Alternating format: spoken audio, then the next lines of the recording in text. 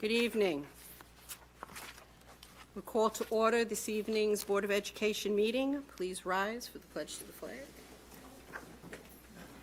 I pledge allegiance to the flag of the United States of America and to the republic for which it stands, one nation, under God, indivisible, with liberty and justice for all.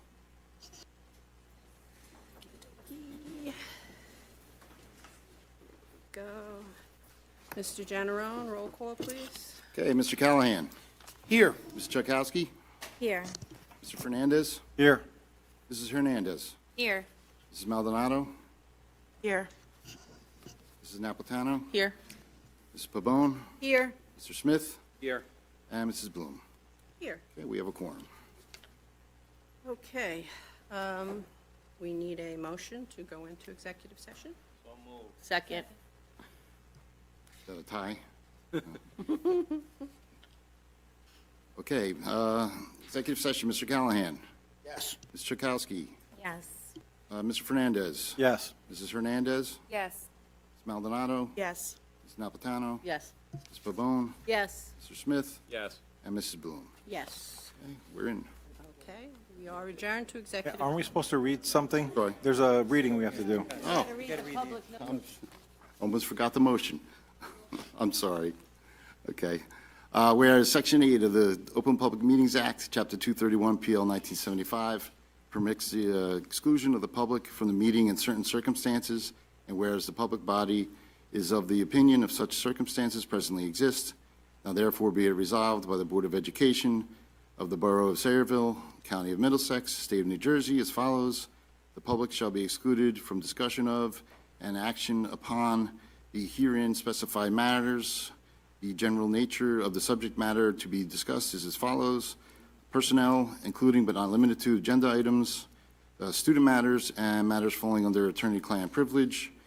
It is anticipated at this time that the above stated subject matter shall be made public at such time as the need for non-disclosure no longer exists. The resolution shall take effect immediately. And let me call the roll call again. Mr. Callahan. Yes. Ms. Chakowski. Yes. Mr. Fernandez. Yes. Mrs. Hernandez. Yes. Mrs. Maldonado. Yes. Ms. Napolitano. Yes. Ms. Pabon. Yes. Mr. Smith. And Mrs. Bloom. Yes. Okay. Now that's right. Okay. Thank Now we can move to executive session. Meeting of the Sayreville Board of Education is now called to order. Please rise for the pledge to the flag.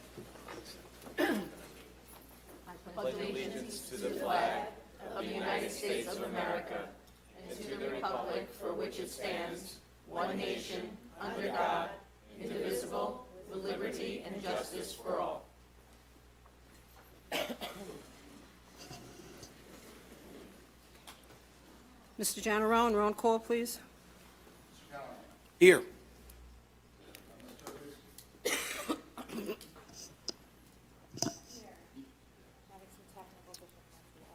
Here.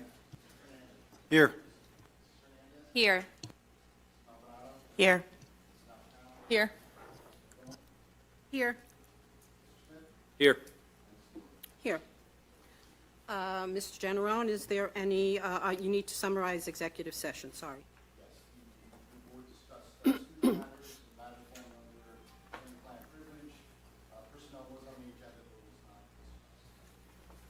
Okay, any correspondence of note? Okay, I need a motion to approve the minutes from the last meeting. So moved. Second. Yes.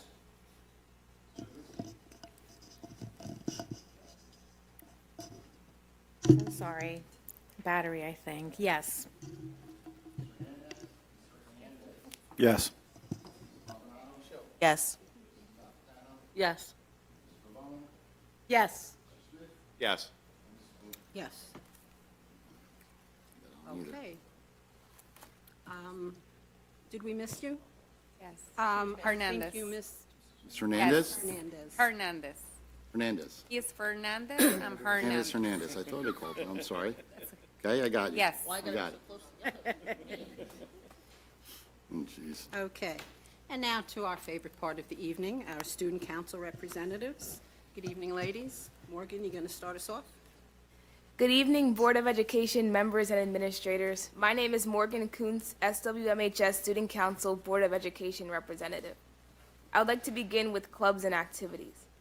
Last week, many students were able to represent their sport and club during the annual activities fair. Students had the opportunity to sign up for over 100 different extracurricular activities. Amanda Pagan, Senior Program Coordinator at Rutgers Business School, visited to speak with students from the Future Business Leaders of America, Distributive Education Club of America, and the Business Academy about the RBS Pre-College Enrichment Program. She shared an overview of the program, highlighting how it allows high school juniors to earn college credit, explore business majors, and engage in campus life through enrichment sessions and mentorship. The broadcast media class produced and presented their first episode of the broadcast for the school year. They plan on airing an episode every Friday. Congratulations to Ms. Sachar for being named Teacher of the Month for October. A few weeks ago, the high school senior parents and guardians attended the Senior Parent Guardian College Application Kickoff presentation. The high school counselors presented a fall college application kickoff meeting to help parents navigate the college application process. The program was held before the back to school night program. The high school counselors shared similar information in their senior presentations to all the English 12 classes. Next Wednesday evening, the counselors will be offering another evening for students and their parents and guardians. In this hands-on workshop, they can bring their Chromebooks and work on Naviance, their college applications, essays, bring all their questions and any other facts on the application process. This 2-hour workshop will allow students to truly make headway with their applications. This past week, seniors still needing their graduation test took the NJ GPA, and on Saturday, almost 350 students took the pre-SAT test. Coming soon is the NJ SLA and NJ GPA field test for all students in grades 9 through 11 and a handful of seniors. Moving on to sports. The football team defeated county rival Piscataway High School. Sean Jackson rushed for over 200 yards and scored 4 touchdowns. They also extended their undefeated season to 7-0 after defeating Franklin High School last Friday. The cheer team had an amazing time cheering with the Junior Bombers cheer team during Junior Bomber Night. The field hockey team improved their record on the season to 6-5 with their 5th and 6th consecutive wins over North Plainfield and Piscataway High Schools last week.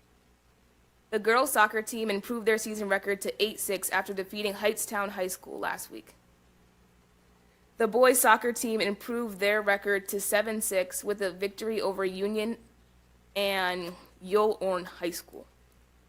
Congratulations to the following runners who medaled at the Thompson Park class meet: Bryce White, Angelia Lepre, Morgan Kuntz, and Sophia Stanley. Furthermore, we congratulate the girls' cross-country team runner, Angelia Lepre, for breaking the girls' 5K school record with a time of 18:53. The girls' volleyball team beat New Brunswick, Highland Park, and South River High Schools to improve their season record to 13-5. The girls' tennis team earned their 4th and 5th wins of the season last week after defeating North Brunswick and Union High Schools. Thank you for your time and support.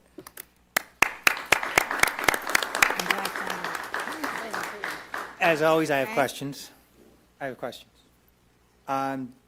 First of all, congratulations on the medal, Thank you. and please extend our congratulations to Angelia. That's fantastic. Yes. Isn't the big homecoming dance coming up? Yes, on Saturday. Are you going? Yes. Nice. Excellent. Very cool. It's on Saturday night? Yes. All right, fantastic. And Mrs. Bloom, I think we'll be at the homecoming, actually on Friday, right? Right, Friday's homecoming, absolutely. It's on my calendar. Me too. Are we I invited can't to wait the for it. dance, too? Yes. And since Morgan mentioned the Piscataway game, I did want to mention something that happened during the Piscataway game that some of you may have seen on social media. And I just wanted to express my commendations to some people. So if you saw on social media, our 4 captains went out to the midfield to shake hands with Piscataway, and their captains refused to shake hands with us. And I just want to start by saying how proud I was of our student athletes and their response to that. I think some of them might have said something to the effect of, well, we'll let our play show and so forth, but our student athletes handled that very awkward situation extremely well. Now, the officials should have thrown a flag for unsportsmanlike conduct. They didn't do that. But again, I am so proud of our student athletes and our coaches, as well as their parents, for working together to raise such great people who responded very well to an extremely awkward situation. But I want to go beyond that, and I want to commend the administration from Piscataway, who the very next day, Monday, I received a phone call from the superintendent apologizing for the behavior of those students. The principal of Piscataway High School contacted Mr. Gluhusky to do the same, and the athletic director from Piscataway contacted Ms. Badami to also do the same. And here's something that really made me proud, too, is I believe, Ms. Badami, some of the football players.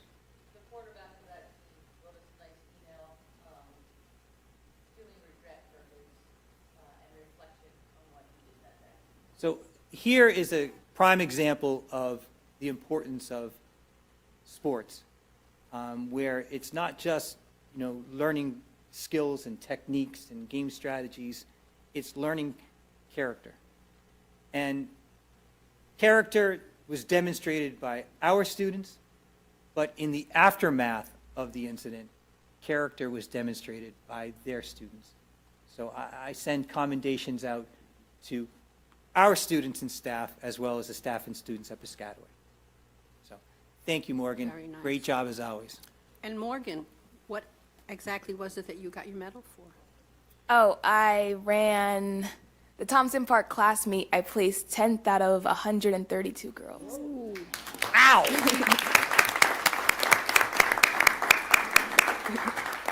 Don't ever check. And you can't chase her in the pool either, because she's just as fast. Okay, and now on to our middle school representative, Samantha. Good evening, Board of Education members and administrators. My name is Samantha Callahan, Sayreville Middle School Student Council Board of Education representative. With 1 month into the 2025 to 2026 school year, we have many events going on throughout Sayreville Middle School. The SMS PTO is looking for acts for the talent show in December. Please visit the SMS PTO website for more details. Thank you to everyone who attended the movie night earlier this month. The Student Council worked with the PTO and decorated the SMS campus with fall decor. They co-hosted the 6th grade fall social with the Community Service Club last Friday. Over 165 students were in attendance and enjoyed the afternoon hanging out with friends and dancing to the music played by DJ Lampkin. Student Council is looking forward to the Veterans Day celebration in November and starting the food drive soon. The Community Service Club will be meeting October 15th. They'll be starting the food drive this month with the Student Council. All donations will be to replenish. Also, please support the Student Wellness Fundraiser, You Are Enough apparel to support wellness activities at SMS and Sayreville War Memorial High School. The SMS Corps permission slips are being handed out at this time. If you are interested in joining, please return a permission slip to Mr. Palmer. Now on to the Sayreville Middle School Fall Athletics. The SMS volleyball team is currently 3-4. Coach Katina is proud of all the hard work they have put into the season. The girls' volleyball team is energized and looking forward to adding to their winning streak. They have a game tomorrow against Herbert Hoover and at home, and a game Thursday against Jamesburg, also at home. Come and cheer them on. The Sayreville Middle School field hockey team is having a great season between its two teams, blue and gray. Currently, the middle school program is looking forward to their home game tomorrow at Borough Hall that will honor 6 8th grade players in one of their last home games. Overall, the team has seen immense growth from the beginning of the season and is very excited to finish their fall season strong with less than 3 weeks left. Although the girls' soccer team had a tough start to the season, the team has truly turned things around. They are currently on a 3-game winning streak. The players have shown incredible resilience and teamwork, and they couldn't be prouder of their progress. They also have 2 active fundraisers to support the team, the Double Good Popcorn Sale and the Team Clothing Order. We're excited to play our next game at home against Perth Amboy. Come out and cheer us on. The middle school boys soccer teams are both having successful seasons, with the blue team at 3-1 with 2 ties and the gray team at 3-2. The teams are looking forward to their end-of-season party to conclude their season with the date to be announced. Thank you very much for this opportunity to speak on behalf of the students at Sayreville Middle School. Yay! Great job, Sam. Thank you. Mrs. Bloom, I have a question or two. Absolutely. I would be surprised if you First, a didn't. statement. Is there any DJ in the world better than DJ Lampkin? No. He is the absolute best. And then I see on the agenda that some people are going to Camp Bernie. Are you getting excited about going to Camp Bernie? Yeah. It's a lot of fun. I've been to Camp Bernie countless times. When I was in Edison, we would go to Camp Bernie every year, beginning in 1995. And every year I was there, we went to Camp Bernie. So it's a very memorable place. But I know that our student council has a great time when they go there. So I'm looking forward to hear your feedback on Camp Bernie. Have you ever been? No. So I'm looking forward to hearing your feedback after you've gone there. Thank you. Great job, Sam. Thank you. Thank you. Okay, time to go. Thank you, ladies. Outstanding as always. Morgan, slow down, for goodness sakes. Yeah. Good night, ladies. Bye, Thank honey. you. Good night, Mom. Okay, I have no comments at this time. Mr. Smith, anything you'd like to say at this Just time? one quick one. Congrats to the Sayreville War Memorial High School girls soccer teams who ended their regular season on high notes today with both teams winning JV and varsity against JP Stevens. So good note going into the GMCs. Absolutely. And now, Dr. Labby, presentation. Thank you, Mrs. Bloom, and I think we're all queued up, I believe. Oh, here we go. So every year at this time, we do what is called our State of the Schools Address. It's much like the State of the Union or the State of the State address that we have here in New Jersey. This is our time where we can give a brief look at the successes and the things that we need to do better from the previous year. But obviously, we have a lot to talk about in terms of successes. But before I do, I want to make note of the incredible people that are here in our audience today, most of which make up our administrative team here in Sayreville. And there's absolutely nothing that could be done without these amazing leaders here. Everything that we're able to accomplish, we are accomplishing it through them. And we call them our A-team for that very reason. They are amazing, they are awesome, again, the success we have is attributed to them and our extraordinary faculty and support staff.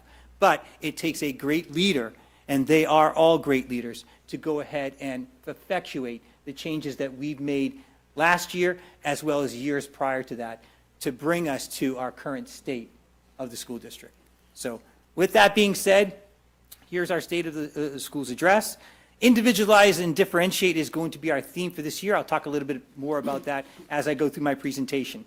The presentation is online if you're one of the millions of people that are viewing this right now at home, nice and cozied up in front of your computer. So if you go on to our Board of Education meeting page, you'll be able to pull down all of the presentations this evening, which will be made up of my presentation, Ms. Grossman's presentation on student assessment results, and Mr. Glock's presentation, Mr. Glock-Malloy's presentation on our HIB ratings. Okay. So again, we'll begin by me talking about our major accomplishments last year. We'll talk about our CUSAC results. We'll talk about the goals that we achieved, as well as, again, Ms. Grossman will go over our NJSLA and our SAT results. We'll talk about the budget development calendar for next year, and then, of course, Mr. Glock-Malloy will give us our 2024-2025 final HIB self-assessment ratings. Again, an overview is to provide the school community with the current level of thoroughness and efficiency of our educational programs, services, and our business operation. So here are some of our major accomplishments. In terms of facilities, except for the transformer and new switchgear that's going to be installed at the Sayreville School, and the HVAC in the locker rooms at the middle school, which was an oversight, I'm proud to tell you, that at this time, all of our facilities improvement referendum projects across the district have been completed. And yes, thank you. And they are in the punch list phase.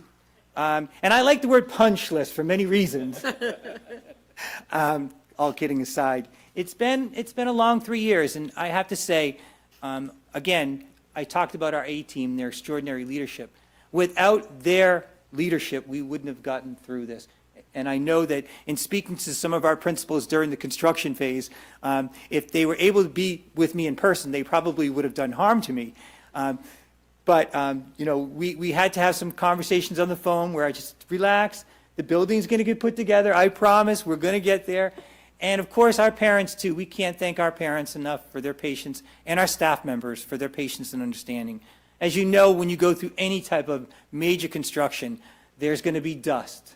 There's going to be garbage, Mrs. Bloom's pet peeve, things laying around and so forth. There are going to be strangers in your building, although I got to give our security team kudos for the fact that, we were pretty darn good about making sure that everybody was checked in, received a visitor badge and so forth, and Mr. Kohlmensberger made sure of that as well. But you got a lot of moving parts, and again, I'm so proud to tell you that we've gotten through it, and again, we've given him kudos throughout this, but I got to give another shout out to Mr. Kohlmensberger.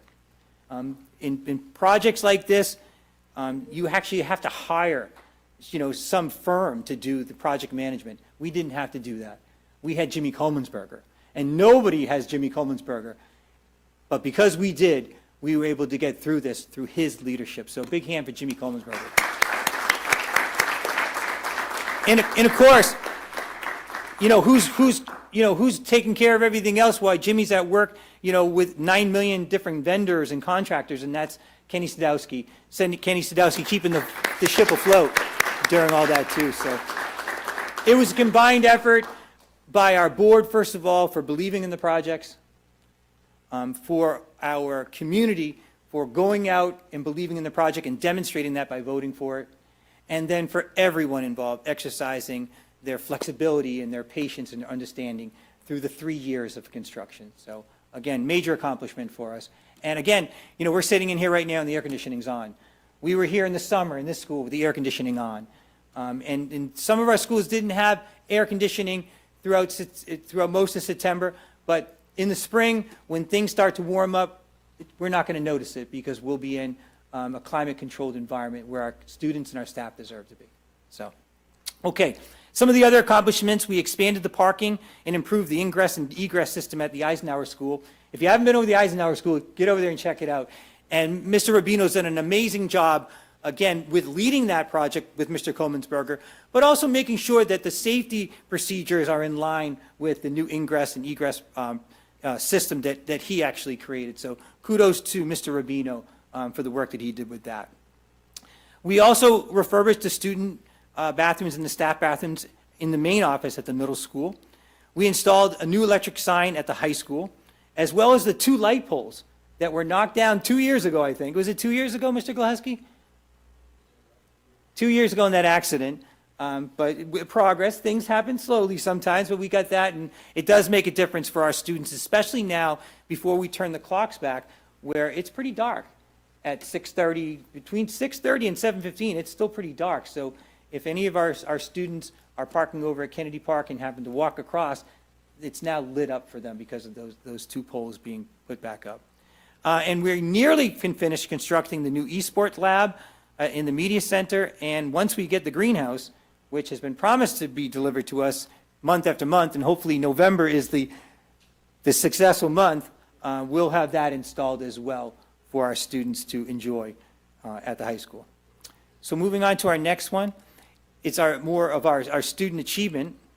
So again, we continue to give accolades to our students in our AP courses and of course our teachers that teach them. Students in the high school AP courses continue to demonstrate extraordinary results. And you could see this through an increase in the average score, which is now, believe it or not, a 3.4. A passing score is a 3. And our average has risen to 3.4, which is a testament to our teachers and our students. And 6 classes scored an average of 4 points or higher, which I think is extraordinary. And that, again, gives credence to why we go ahead and we've made a commitment as a Board of Education here in Sayreville to pay for that test. Because that not only, that test that all of those students take not only helps them gain credits, in fact, a math teacher at the high school just told us that her child is graduating a semester earlier than expected because the college that he attends accepted all of his AP courses because he passed all of those AP tests. Think about that. And think about what a semester costs for a parent now. So most colleges, it's close to $50,000 to $60,000 a year. So that's $25,000 for a semester that now you don't have to go and pay for that. And that's because of those AP courses that we're making sure that our students are taking, if they're eligible, but more importantly, they're taking those tests and they're passing those tests, which then goes to them getting credit for those classes when they go to college. So again, we're so happy about that. And there were 5 classes out of those AP classes in which every single student passed, which again, is nothing less than extraordinary. And of course, we continue to get more 11th graders through the New Jersey high school graduation requirements by passing their initial NJPA test, New Jersey Graduation Performance Assessment. 91%. And again, it's 1% more than last year, but that 1% matters. And 91% of our kids pass that test in English language arts, and that's well above the state average. And 66% as compared to 61% the previous year passed it in mathematics, and that too, believe it or not, is well above the state average too. So we're very happy and we're very pleased with those results. However, we continue to want to see those percentages go up. I'd love to see that English language arts percentage increase, even as if it's 1% more. And of course, we're continuing to push hard for that percentage of students passing the graduation performance assessment for mathematics, get that above 70% at some point or another. And then our students across the district demonstrated progress as evidenced by their performance on the New Jersey State Learning Assessment. In fact, I give the grades there where we saw progress. And you can see that it's a significant number of grades where we saw progress in both language arts and mathematics. So again, I send out my commendations to all of our faculty and support staff in all of our buildings for being able to effectuate such progress for our students as measured by state assessments. And we know too, and I got to preface this, you know, I know that there's been some newspaper articles that have come out that are critical of our district or the performance of our students, but you can't measure student performance just based upon a state standardized assessment. Okay, it's just one piece of the puzzle. There are other factors that we look at, like graduation percentages, the colleges that our students attend, the awards that our students achieve, and the great learning that goes on inside of our classrooms. And again, it's a testament to our incredible faculty, support staff, and our administration. So those are some of our major accomplishments. That leads us to our theme this year, and that is to individualize and differentiate. We've made strides, we've made progress, but we still have a lot more to do. We are no way in a place where we can just be complacent. We still have a lot more to do in terms of improving student achievement. And I don't think there's a member of this board that disagrees with that. So while we are making progress, and in that progress is slow and steady, which is what you want, because if it wasn't slow, if it was large jumps, it could be considered an anomaly, all right? But we still have a lot of work to do. And we feel that in order to accomplish that, we need to harness a strategy like small group instruction at all levels. Now, our elementary schools do a great job of leveraging small group instruction to individualize and differentiate based upon our learners' needs. We want to see that same approach being utilized in the middle school and then in the high school. Utilizing opportunities where teachers can get kids into small groups where they can individualize and differentiate that instruction to better meet their needs. So that is our theme for this year. As you know, and you probably heard through our professional development, we have hired a consultant that is going to begin working with us on a multi-year effort to go ahead and work with our teachers to find opportunities within their lessons to, again, utilize group instruction to individualize and differentiate. So, our CUSAC. Last year, we were measured, well, the state evaluated us on the thoroughness and the efficiency of our education services that we provide the community. As you all know, the statute says that we have to have a thorough and efficient educational program. So in order to do that, the state has adopted this measurement. It's a qualitative measurement called the Qualitative Single Accountability Continuum. And basically, it is a portfolio-based assessment of what we do. We are required to first self-rate ourselves in 5 different components that are listed on the screen or on your packets. And then the Department of Education in the county level comes out, and we are to provide them with a portfolio of evidence.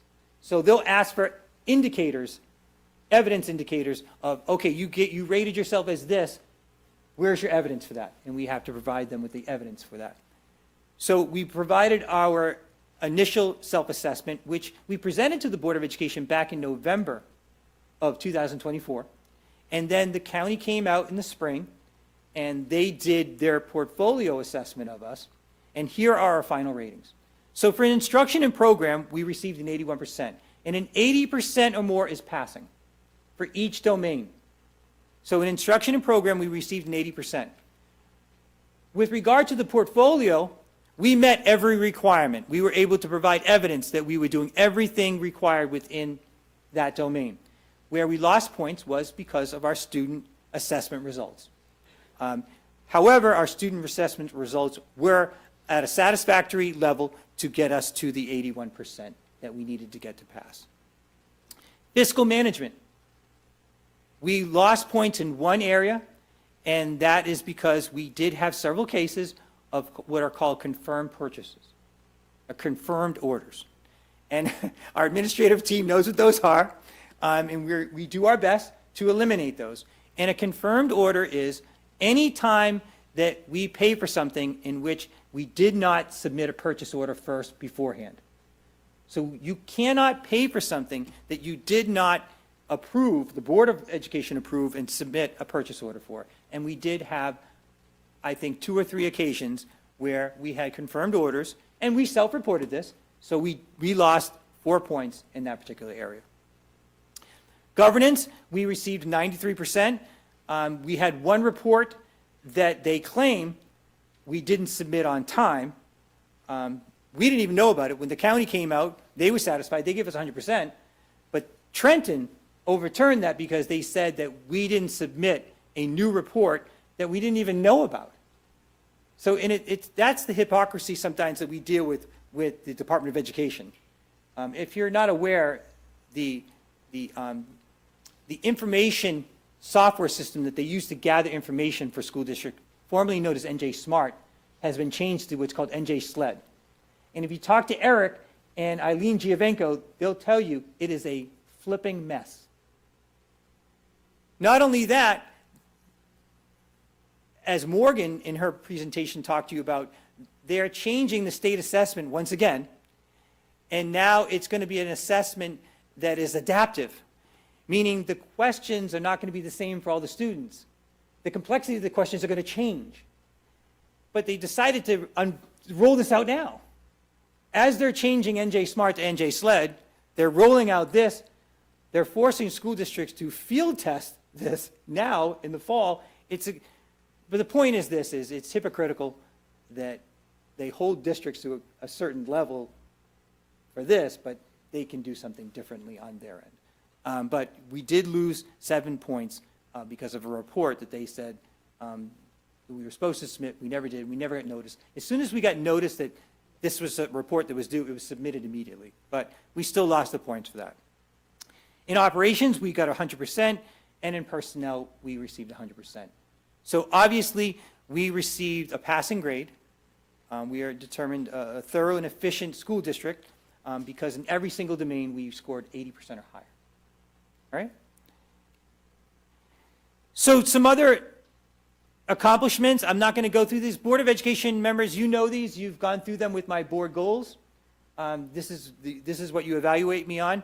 But I'm proud to say, and you can see this in all the red there, that In terms of our finance goals, there were some that are considered not applicable because maybe we have litigation out there and we couldn't do them, or maybe because we didn't get, for instance, that last one, we didn't get a lease with the Our Lady of Victory School, so those were not applicable, but we achieved all of our finance goals. In facilities, again, much in the same way, everything that we could achieve, we achieved. But again, maybe we had litigation that stopped us from achieving those goals, as well as, again, we never signed a lease agreement with OLV, so we couldn't refurbish it. Information and technology, again, the same degree. We achieved virtually every single goal that we set out to accomplish in information technology and operations. And operations includes security as well. And again, you'll see NA next to OLV. Well, again, we didn't sign the lease agreement, so we couldn't do that, and so forth. And in terms of student achievement, this is where, again, it's an example of we've made progress, but there's still much work to be done in terms of the progress of our students. So you can see there for the first set of goals, which with regard to literacy, we did achieve that first goal. Actually the second goal, but we did not achieve the first goal. And then when it came to mathematics, we achieved the first goal, but not the second goal. However, some of the strategies that we went ahead and implemented to achieve our goals, we were able to meet. And those included either purchasing programs and resources and tools for our teachers or training them on them. One of the things that you can see that we did not meet the goal on, and it's a continued goal because this is something we're striving to do. We consider ourselves a very inclusive school district for our students with disabilities. And it's always our goal to try to get the maximum percentage of students with disabilities into what's called the least restrictive environment. In this particular case, it's what's called in-class resource center, where there are 2 teachers teaching general education students integrated with children with disabilities. And we wanted to increase that to 45%, and we fell just short of that at 41.37%. But we met all of the other goals within that. And then in terms of culture and climate, we didn't achieve one of those goals, and that was on average daily attendance and chronic absenteeism. We're working real hard on that. Since the pandemic, it's been a very difficult endeavor for us. We do have some kids that do struggle with some mental health issues that sometimes interferes with their ability to get into school. And we have others that have, I think, after the pandemic, learned some bad habits with regard to coming to school on a regular basis. That's probably the most delicate way I can put it. However, our principals are continuing to work hard with our central administration to convince our parents to get our students into school on a regular basis. And last year, we did go ahead and file, I believe, close to 15 truancy complaints. And believe it or not, one of those truancy complaints resulted in a serious consequence for a parent. So we are serious about getting kids into school. If you go down to municipal court and spend any time on a Thursday, you'll see me there. I'm there almost every Thursday with one or more of our principals because we're not going to sit back and let students not come to school. It's a statutory requirement. In New Jersey, like every other state, attendance is compulsory, and you have to come to school. And we're very serious about that, and it's a goal that we're going to continue to work hard on at all of our schools, improving daily attendance in our schools, and lowering the amount of students that are chronically absent, and that's students that are out more than 15 days, correct, Mr. Glock-Malloy? So it's a continued work in progress. Now, when it came to the violent student behaviors, I put there there's a discrepancy with the data, because if you look at the school data that Eric talks about when he does his reports to you, that school data in terms of violence includes threats. And that's where it became misleading. When we go ahead and dig deeper into our data, we really look at as school violence as physical misconduct, fighting, or assaults. And there was a 50%, almost a 50% decrease in our schools, thanks to the hard work of our faculty and administration. However, but the school safety data doesn't reflect that. Our school district data reflects that we met that goal, but our school safety data doesn't because it includes threats as well. So that's where I put there's this discrepancy with the data. So you could look at it using our school data as being achieved, but if you're looking at the school safety data that Eric reports, you could also say that it was not achieved. Okay? So that brings us on to our goals for this upcoming school year. And, you know, I'm not going to go through all of them with you. You can take a look at them. But as you can see, obviously the transportation complex is big on that, finishing that transportation complex. Also, the carport panel project at the high school is big too. We want to refurbish the stadium at War Memorial High School. It's called the War Memorial Stadium, as you know. We want to refurbish that. And the other thing too, and this is pretty complicated, and Ken will attest to it, you know, now we have to go through the process of fiscally closing out all these projects from the referendum, and that can be quite tedious and hard, so that's one of our goals as well. In terms of facilities, as you guys know, they mirror in many ways our finance, but some things that are not in finance that are in facilities. Obviously, we want to complete and close out all the punch lists for the referendum projects, but you guys, you know, we're gracious enough to approve this in the budget. We want to install emergency generators at 3 schools this year. That's the middle school, upper elementary school, and the high school.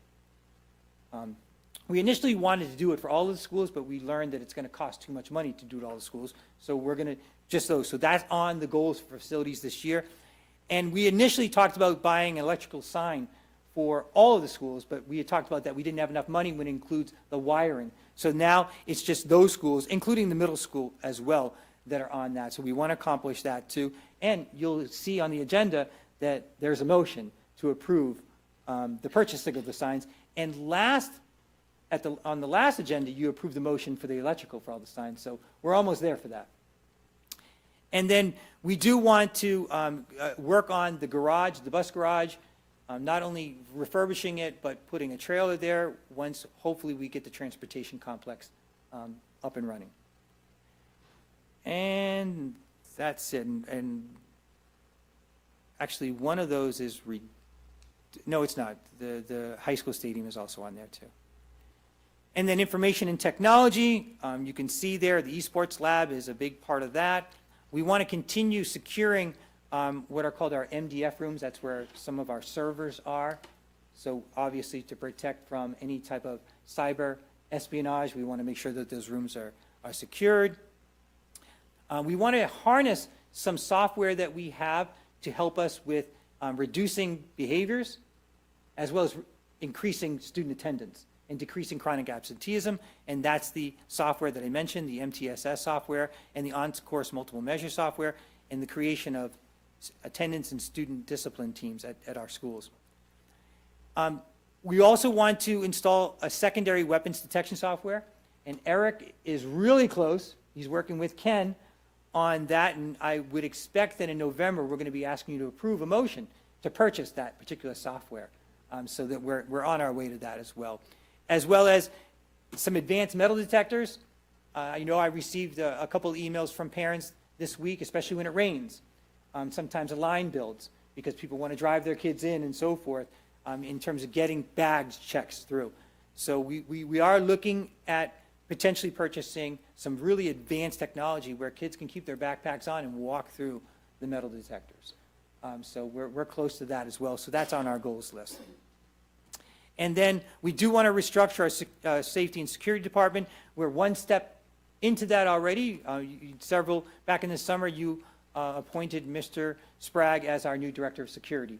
So now we're working on potentially hiring a supervisor for evening security. So we're one step into that as well. Here are our student achievement goals.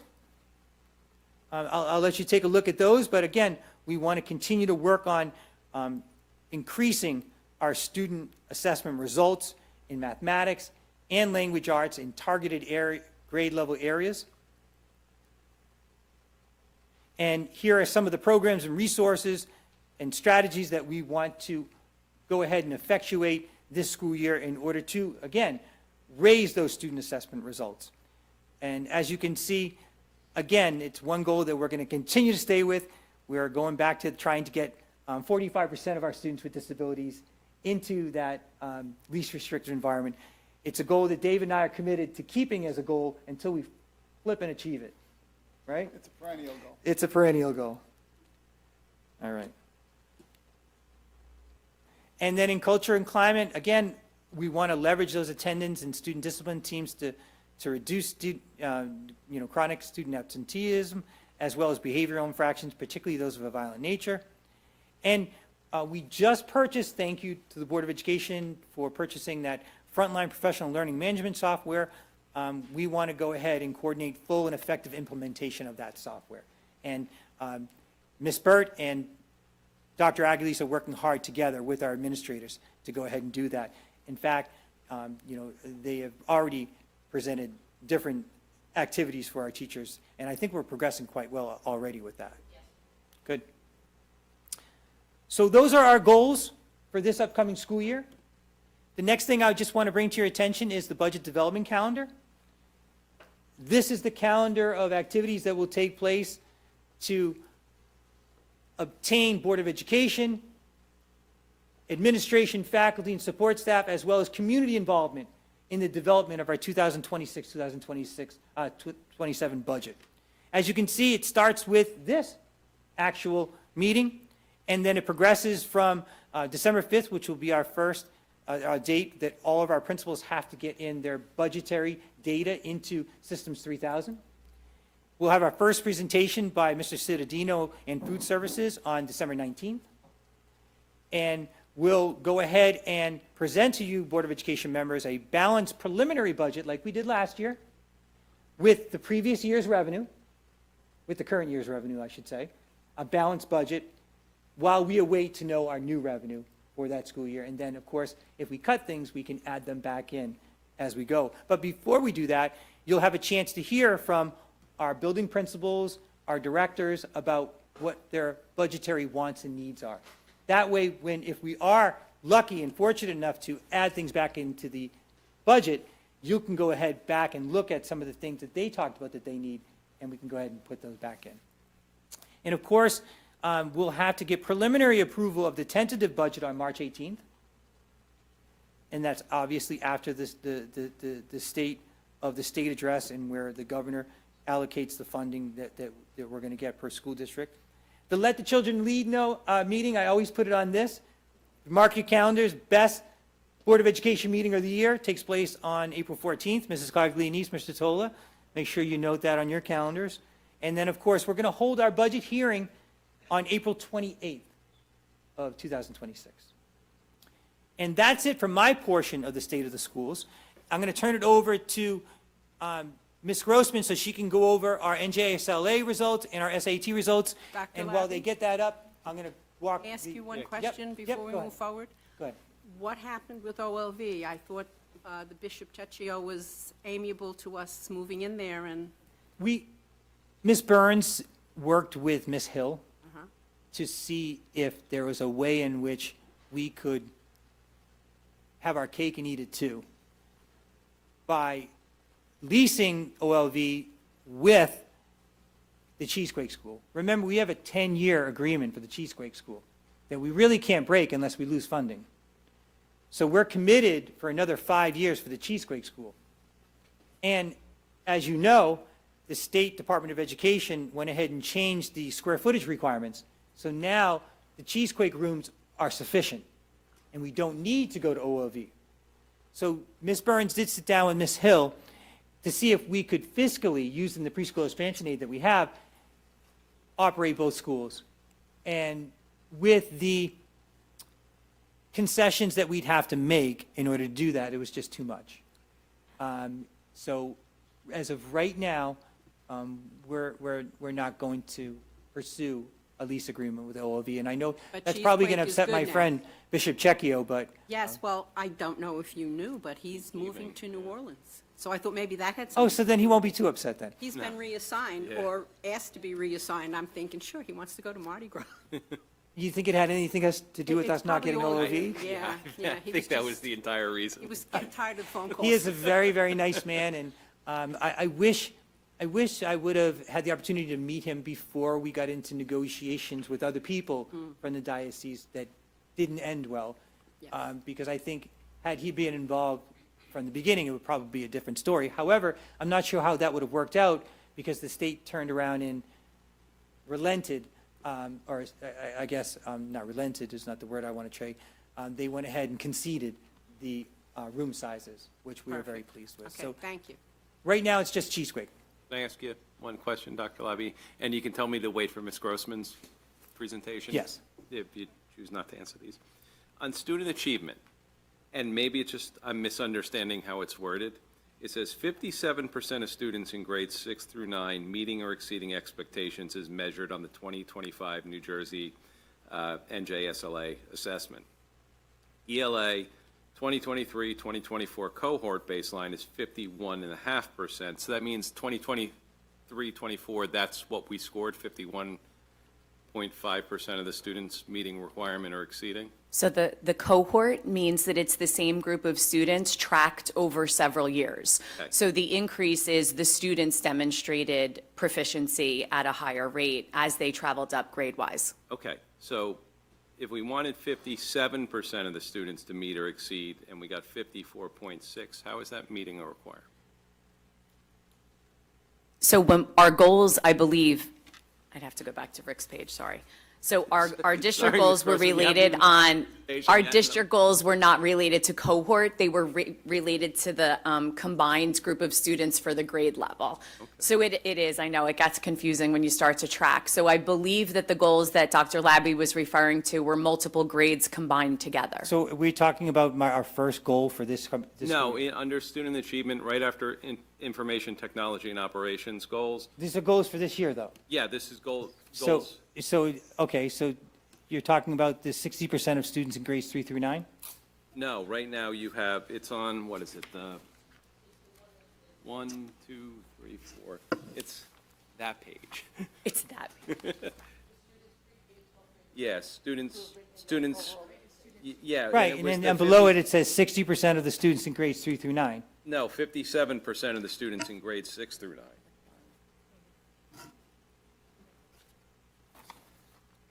So mine's different. You sure it wasn't the goals from last year? It says 56% of the students in grade 5 meeting or exceeding, and then the next line, 57%. The 57% students. So it's 57% our goal for this year. So that means that our goal is for 57% of the students to meet it. The baseline means that the year prior, it was 54.6. Okay. I mean, it's 51.5, Okay. and it was met. And just I'm, mis- that's I'm where just I'm misreading confused it. is that's, okay. We're okay. I'm sure not Ms. sure, Grossman's I'm going to not sure explain where. it very clearly. I'm not sure what presentation you have, because that's, This is, yeah, but it's not, So here, it says 24, 25. He was reviewing the goals, that's why it says met. so so it's 24, 25 you're looking at, and not 25, I 26? believe that's the page that he's looking at. Because on my slide that I have, and maybe the wrong slides were we're put into your maybe packet. just looking at different things. I know, what I'm saying to you is, it's for the 25, 26 school year. Okay, okay. For the So 25 our to the- goal this year, coming year, is going to be So- 57%. So hold on, are you talking about the 25, 2026 school year? Or are you talking about last year's goals? I believe he's talking about last year's goal and All whether we right, met so them or that's not. where I'm wrong, because I asked, is it this year's goals or, because 24. this year's goals are different. It was 24, 25 goal All right, results. so that was our achievement goals, okay, Yes, all right. The baseline was here, Okay. so we met it because Okay. it was at. so, well, then what is that 57%? So this was for last year's goals. Okay, thank you, Ms. Grossman. Did she clarify that? Yes, she did. So go ahead and clarify that for everybody, because I thought we were talking about this year's goals. That's why I'm looking at them. No, like, you don't I'm have- sorry, I should have. So go ahead, That- clarify that, Ms. Grossman. I'll turn the mic on, sorry. So he's looking at the 24-25 achievement goals. And under student achievement, it says that this identifies that the goal was 57% of the students in grades 6 through 9 meeting or exceeding expectations as measured on the 25 New Jersey Student Learning Assessment. And it has the baseline from 23-24, so I think that was the year prior. Okay, So so I had the wrong we met it baseline. with a 54.6, but I'd have to pull up and see what the cohort was the year before. And that could be a mistake too, on No, on my behalf. yeah, that's why I In terms of being appreciate met Ms. Grossman and explaining. not being met. So. Okay. But again, so you okay with the goal for this upcoming school year? I'm very okay with the goal for this Okay, year. all right, Yes. thank you. Thank you for clarifying. All right, so let me pass this over. Good evening, everyone. You'll be very happy to know that this is the last data presentation for the 24-25 school year. I feel like we've been talking about performance data since July.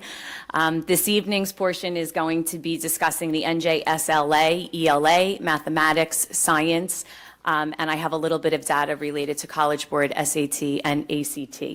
So we're going to start off with what you have probably seen reference to when the Department of Education evaluates a district in their performance. They look at the entirety of all of our math and all of our English language arts. So according to the state results, 54% of our students met or exceeded expectations in ELA, and 39% met or exceeded in mathematics. The caution that I wanted to share with everyone, though, is we have a tracking system in math. So when you look at the way that they calculate it, looking at averages, it doesn't take into consideration that our 8th grade students take one of 3 tests. Our 7th grade, they take one of 2 tests. Our 9th grade, they take one of 3 tests. So when they look at the averages, they calculate the, for example, they'll look at our Math 8 average and the percentile. We'll get into it and I'll show you it laid out on the chart. But they look at what our Math 8 percentile was, what our algebra for that 8th grade group, and then the kids that took geometry for that 8th grade group, and they average them all together. But the fact of the matter is, when you have a tracking system, the percentage of students that we've identified as not being ready for algebra, your Math 8 score is going to be significantly lower because it only represents an identified population. And I'll get more into that in a minute, but this is what you see when you look at the state district numbers. Sorry, I'm multi-clicking. The Department of Education establishes the subgroups that we must report on annually. On this slide, you are going to see the percentile for the performance bands or the levels according to the state. So the state looks at the NJSLA results and identifies students as not meeting, partially meeting, approaching, meeting, and exceeding standards for these subjects. So on this chart, we see that they break it down by gender to begin with, and then they begin to look at other demographics and programs. So on this slide, we have our disaggregated data related to gender, and then our economically disadvantaged students. And as Dr. Labby and I have been speaking about, our number for economically disadvantaged has significantly increased over the last couple of years. And education research indicates that students that are economically disadvantaged usually need more academic support in meeting grade level standards. So that's why the state identifies that. This would be our data that's reported by free and reduced lunch. Oh, I would love that. Mrs. Burt is kindly going to click for me, so I have one less thing to open. On the next slide, we have our ethnicity. Perfect. We have the ethnicity groups. Ethnicity groups are self-reported by families in Sayreville. During enrollment in OnCourse, they are asked to identify their ethnic groups. They can choose one or they can choose 2 or more. and the state breaks it down by this. This is not something that is validated by the district. It is self-reported by families. So when we look at it, according to OnCourse, that just the other day I ran the report, Sayreville's population for this year, 53.4% white, 28.2% Hispanic, 21.7% Black, African American, 16.9% Asian, and the reason that doesn't add up into 100 is because people choose more than two sometimes. So in looking at our ethnicity groups, and we look at our ELA and math performance, and again, the color bands starting from the left all the way to the right. On the left-hand side, we have the not meeting standards. The next grouping is going to be our partially. In the center, we have the approaching. Then our fourth category is meeting standards, and all the way to the right, the darker the purple, we have exceeding standards.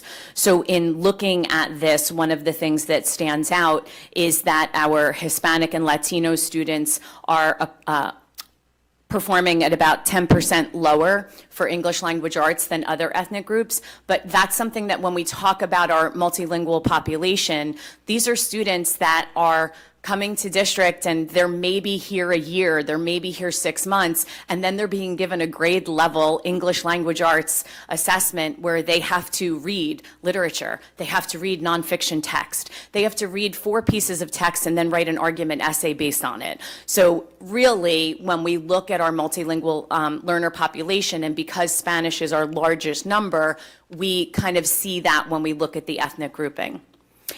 When we look at math, we can see that our Asian and our white students are outperforming the other groups reported for the NJSLA.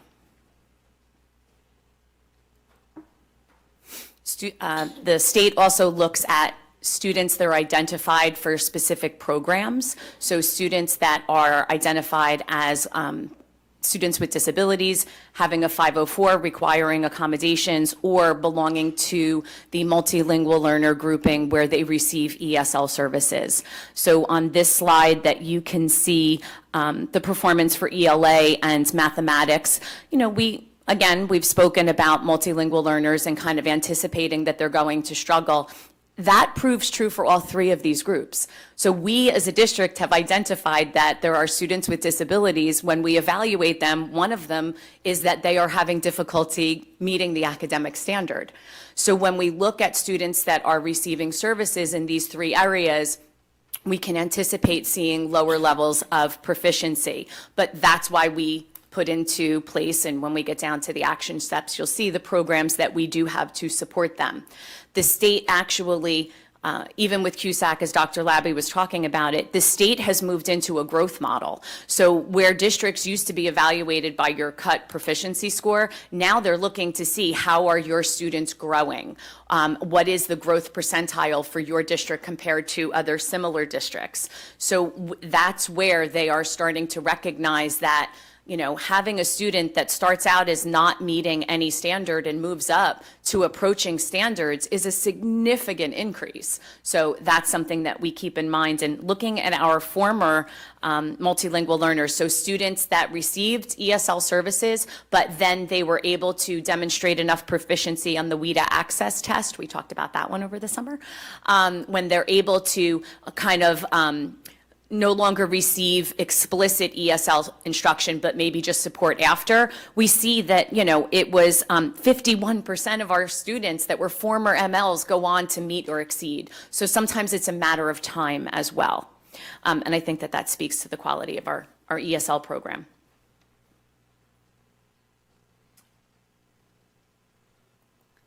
We move into our mathematics. So as I said in the beginning, overall, we have 39% that are meeting or exceeding. But if we begin to look at the different grade levels, and this chart shows you grade 3, 4, 5, 6, 7, 8. On the right-hand side, I know the code that for the state, whatever, it's Algebra 1, Algebra 2, and Geometry. I don't know why they shorten it.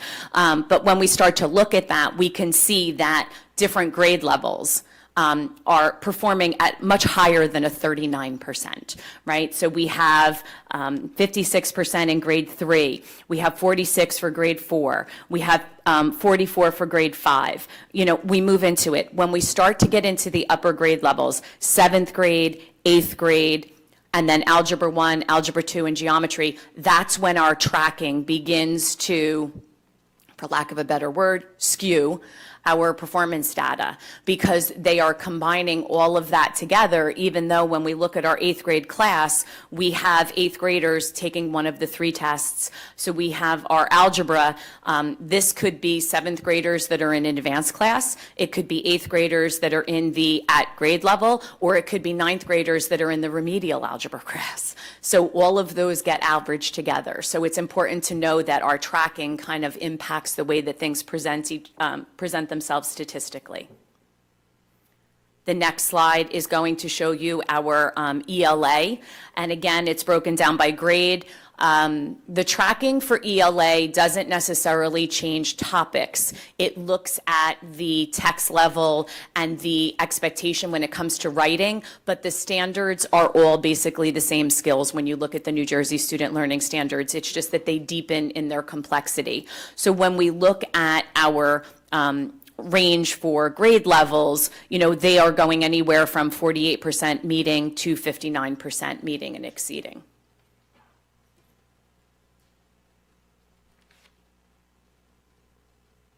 We also, when we look at our NJSLA data, and I work with the content area supervisors, and I thank them all for coming tonight, as well as our building administrators, and again, thank you all for being here. We look at how did we compare to last year and how do we compare to the state. So the comparative data on the slide that is in front of you shows you exactly, what we found when we're digging a little deeper into it. So any of the scores that are indicated in the 2025 column, if they are in bold type, that means we exceeded the state for that content and that grade level. And if it is italicized, it means that it was district growth from last year. So if you look at math, you'll see that grade 3 and algebra 2, they are bold and italicized, which means that not only did we demonstrate growth from our performance last year, but we also outperformed the state. When we look at the algebra 2, that kind of speaks to the other end of what I was saying about the tracking. So the students that are in 9th grade that take algebra 2 are the most advanced level of mathematics that we have at the district for 9th graders. So I believe there were 25 students that took the test, and 24 out of 25 passed the test. So when we look at the data, we have to look at how many students does that represent as well. As Dr. Labby indicated, our English language arts performance was a little bit higher than our math performance for last year. So if we look at grades 3, 4, and 5, we can see that they are all bold. We exceeded the state performance. And then 3 and 4 are also italicized. And then grade 9 also exceeded the state. The ones that did not outperform from last year are pretty close percentage-wise to what we had last year.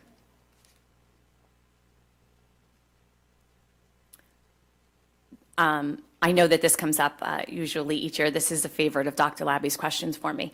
So I broke down the algebra according to the grade levels. So if we look at algebra 1, there were 25 students who took the test. That is our highest level of math for grade 7. Those 24 out of 25 of those students passed the algebra 1 exam as 7th graders. There are districts that don't offer it for 7th graders. So if districts don't offer algebra 1 to 7th graders, that means that their top level math students are going to take that as an 8th grade student. So our 7th graders are being compared to other districts' 8th graders that don't necessarily follow the same course sequence. So algebra 1 7th grade, 96%. Algebra 1 8th grade was 57%. And algebra 1 9th grade was only 8% of our students. So a lot of the times, the algebra 1 in grade 9, this is considered a kind of just below grade level. I was looking for Dr. Maharan. I know she's back there. A lot of our algebra 1 students are students that were struggling in 8th grade. They were in math 8, and now they have to take it. or they struggled to the point in Algebra 1 in 8th grade where we suggested that they retake the course again.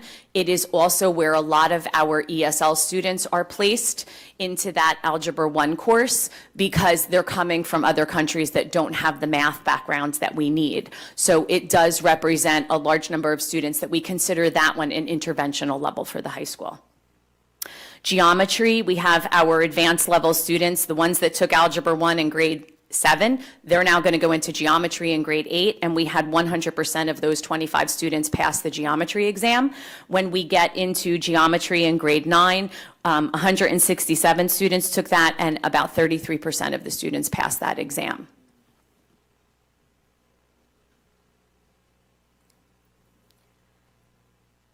Obviously, a large part of my job working with the supervisors is looking at data and deciding what are we going to do.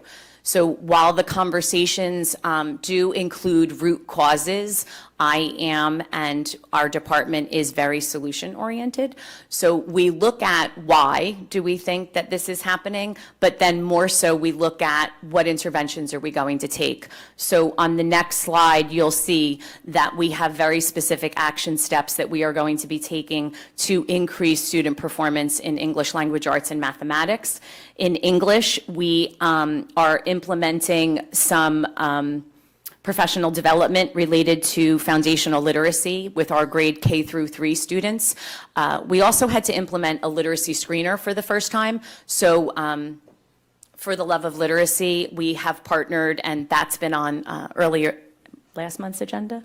Yes. So our partnership with Dr. Ken Kuntz, who is a notable expertise in the state of New Jersey. In fact, the New Jersey Department of Education goes to him when they need him to run trainings. So we are fortunate enough to partner with him to work with our K-3 staff in looking at the data that we are collecting with the implementation of the Dibbles 8th edition M-Class assessment that all of our students are right in the middle of being assessed with, and using that data so that we can use flexible grouping and use differentiated solid instruction to foster growth for all of our students. That's the new screener that I just mentioned. We are running our math and our language arts academies once again this year using Title I and local funding depending on the programs. So we have academies that are running K through 11 in English language arts. We have a new curriculum that is being written and implemented at the middle school using StudySync. We've talked about that before. We found that StudySync's resources really allowed our teachers to have materials and assessments that are aligned to the New Jersey Student Learning Standards and the New Jersey Student Learning Assessment, but have it at varying levels of need by skill so that the teachers are able to go into this resource and pull the materials they need. We are also implementing Age of Learning, which is a digital tool at UES for the first time this year. That is, again, assesses student ability and kind of at their level fosters growth, both down and up. We are looking at a new ESL series text to be working with our English language arts learners, and we are going to be forming an ESL advisory community outreach so that we can support our multilingual learner families as well. For math, we are looking at new programming for K through 6. We are meeting with several vendors and programs to look at possibilities for a math program. We've had Envision for 12 or 13 years now. So we're looking at, does it meet the needs? Our demographics have changed, the assessments have changed, the curriculum has changed for the state. So we're looking to see what math tools are best going to meet our needs. We are also providing professional development with New Jersey Teacher to Teacher for our teachers in grades 3 through 8 for mathematics, flexible grouping, differentiating the instruction, assessing student needs formatively on the spot, all of those decisions. Mr. Nastor has spoken about the adoption of Math 180, which is crucial to identifying the students that are really struggling with our students with disabilities population. We are going to be running our academies K through 11. We are going to be starting some bilingual math academies, which is very exciting. You should see some information coming out shortly about that, where we are trying to support our multilingual learners with their math skills in their primary languages. We are using a new screener, Momentum, which is going to help us identify students that are at need faster. And we have Success Maker, which is a digital component that aligns to Envision Maker that is skill reinforcement that is going to be used with fidelity for grades 3 through 8. Our next slide, and I'm not sure why, but the New Jersey Department of Education really does not provide a lot of data when it comes to the New Jersey Student Learning Assessment for science. We only assess our students 3 times, grade 5, grade 8, and grade 11. So there's a 3-year retention of skills that is expected of our students in our science. So if you think about your high school science, you're expected to retain what you learned in biology, chemistry, and physics-environmental science before you take your 11th grade exam. Our results were a little bit disappointing this year. We had seen a little bit of a bump up last year, but if you look at the state results, 31%, 19%, and 30%, part of the problem with the science exam is we really don't have state buy-in for this at this point yet. So it is something that we are struggling to support with, but we have a very clear action plan with Carolyn O'Connor as our supervisor. The next 3 slides break down, this is the only thing that they provide for us, are these 3 PDFs. So for grade 11 science, we have our performance levels, and then they break it down, the same groups that I showed you for language arts and mathematics, but they only share it with the PDF that's downloadable. And then grade 8, and we have grade 5. So when we talked about action steps for science, we talk about course realignment. So we changed things around. You might remember from last year when we asked for board approval that we moved biology to grade 9 for 90% of our students. Chemistry is grade 10, and then 11th is where we're really going to focus on physics. So we kind of realized that the physics 9 that we were implementing prior was not being successful in helping our students with the retention. There were things that they needed foundationally that weren't helping them get to those advanced science concepts for grade 11. So we have that course alignment for this year. We have a new course, Biological Life Sciences, for grade 10. So students that are struggling to, maybe they need an interventional science course in grade 9, identified by our 8th grade. A lot of this is multilingual learners. It's our students with disabilities or 504s. So we developed a biology course that was going to be much more approachable for our grade 10 students so that they are prepared in time for grade 11, the science assessment. We have a new tech series that we asked you at the last meeting to bring in, chemistry and environmental science. So we have some new materials that have been updated for the next generation science standards, which is what the state is moving towards for the New Jersey student learning standards. We are currently revising our biology curriculum, and we are going to continue to offer an after-school academy at the middle school for science and some professional development for flexible grouping and differentiation at the middle school level with a new consultant, Jana Lee Consulting. The next 2 slides are to share some of our SAT data and ACT. These are outside vendor tests. We don't administer them, so we're kind of given a limited amount of data. But I think it's important, when Dr. Labby spoke about not using just the state test to measure the efficacy of our program, I think that it shows in things like this. So when we look at what College Board shared with us for the class of 2025, so the students that just graduated, 223 students took the SAT and are included in this reportable data, right? So that's about 50% of the students that took it as for the class of 2025. Our English reading and writing mean score and math mean score, they show that our students are meeting the benchmark. And if you look in the bottom left-hand corner, it shows you the benchmark is 480. Our mean score was 542. And for math, it's 530, and our mean score was 532. So the College Board performance, our students are meeting the benchmarks. When they take the SAT, they are fully prepared for that, right? So if they are meeting the benchmark in math as a senior, when you look at that being 50% of our students, you can see how the correlation isn't always supported with our NJSLA data. And I think that there's a couple of different things that come into play for that.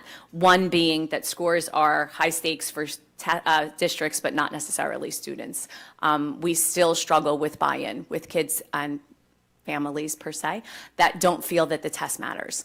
I think that that's been communicated by some of our counselors and our teachers over the years when students come in and say, but my mom said the test doesn't matter. And both high-stakes tests basically evidence what you're saying, Ms. Grossman. If you look at the difference between our NJSLA scores and our NJGPA and our Absolutely. SAT scores is a huge difference, and it's because the high stakes involved. I mean, we double the percentage between, if you look at our 9th grade scores for math and then you look at the 11th grade scores, I would love to say that our 10th grade teachers are miracle workers, and they absolutely are. But the point that changes for the NJGPA that isn't there for a freshman in high school is motivation. Because the students, it is very clearly understood that you need to pass that test to graduate with your diploma. So because we see 91% of our students in grade 11 are achieving English language arts, but yet we see a far lower number when they're in 9th grade. I'd love to say that the growth was there, but the fact of the matter is the motivation changed. The last slide that I'm sharing with you guys this evening is our ACT student results. I don't know why, because I preferred it when I was a student and a teacher, but the ACT is never taken as much as the SAT is. I think it's because I like to write, and our students that are good in science and like to write usually like to take the ACT. So the composite score for our district was 25.7. In English, we had a 24.4, math 25.7, and then they break it down into the other categories as well. What this data shows is that our students that take the ACT are scoring in the competitive level according to the ACT. So anything higher than a 24, they're considered the top 25th percentile, and they're considered competitive by colleges. Is the writing scored differently? It is. It's just the essay. And actually, did I put it down here? They are going to eliminate science, and they're going to be changing their writing for next year. So the ACT is actually changing too. These are the last years that it's scored this way. So is the composite for writing, why is that scored very different than the other scores? It's actually not an equally balanced logarithm. So their composite scores is based on norms, and it's based on the kids that take it for that. What most colleges look at is the English and the math.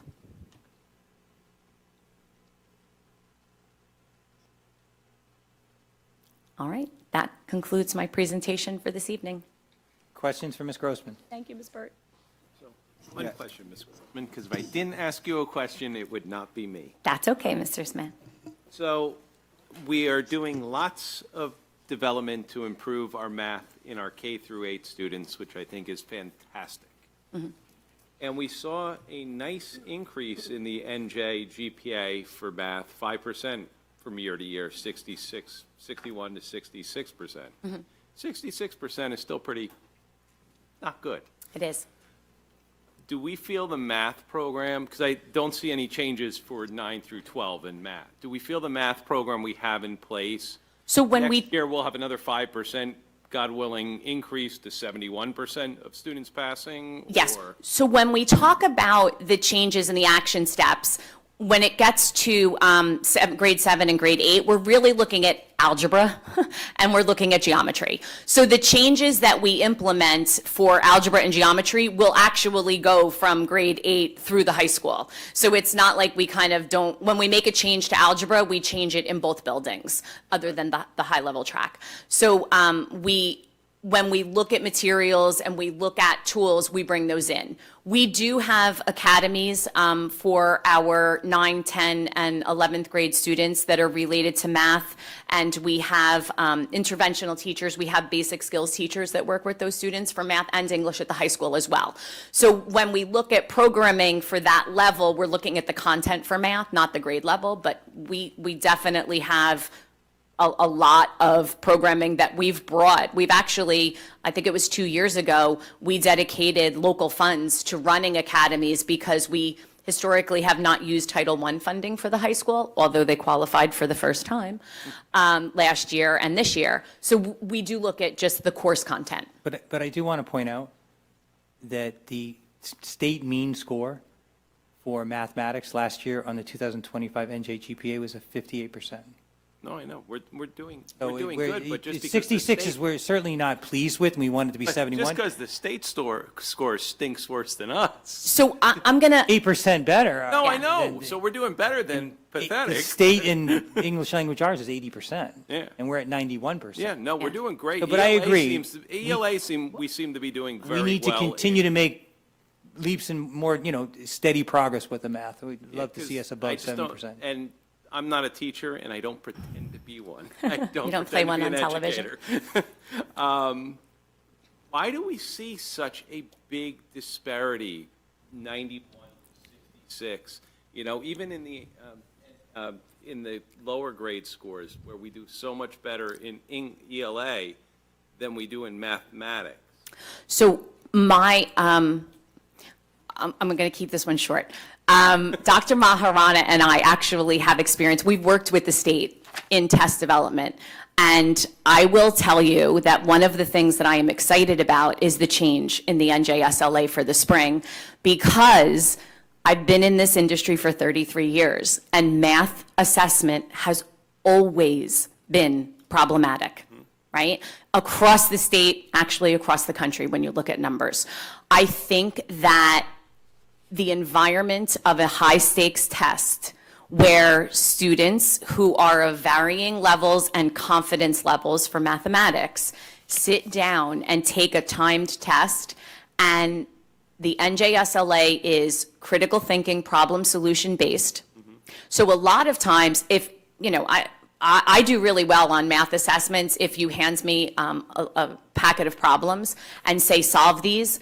But when the entire test is literacy-based and reading and looking at using the transfer of skills in problem solving, New Jersey students struggle. And I think that they've worked on the math test for several years now. And even though they're changing English for the spring, the impetus was to change the math assessment. So the new assessment that's coming in the spring, which is adaptive, the reason they made that decision was so that we could get a more accurate read on students that aren't ready for the higher level concepts, so that we could give them more problems that are accessible and approachable. So I'm actually hoping the new test is going to be a clearer picture of what kids can do in this state. So you think with what we are teaching our kids in our schools in Sayreville, but in the greater state of New Jersey, will align better with this new assessment model? We're definitely reflective in our practice, and we look at our curriculum and we look at our materials, and we make sure that they're aligned to the New Jersey student learning. But I hate to blame it on that, because it sounds like I'm looking for the blame, but I think the assessment has been the problem for a while. Because we do. I mean, we see our kids graduating and going to Ivy League schools and to top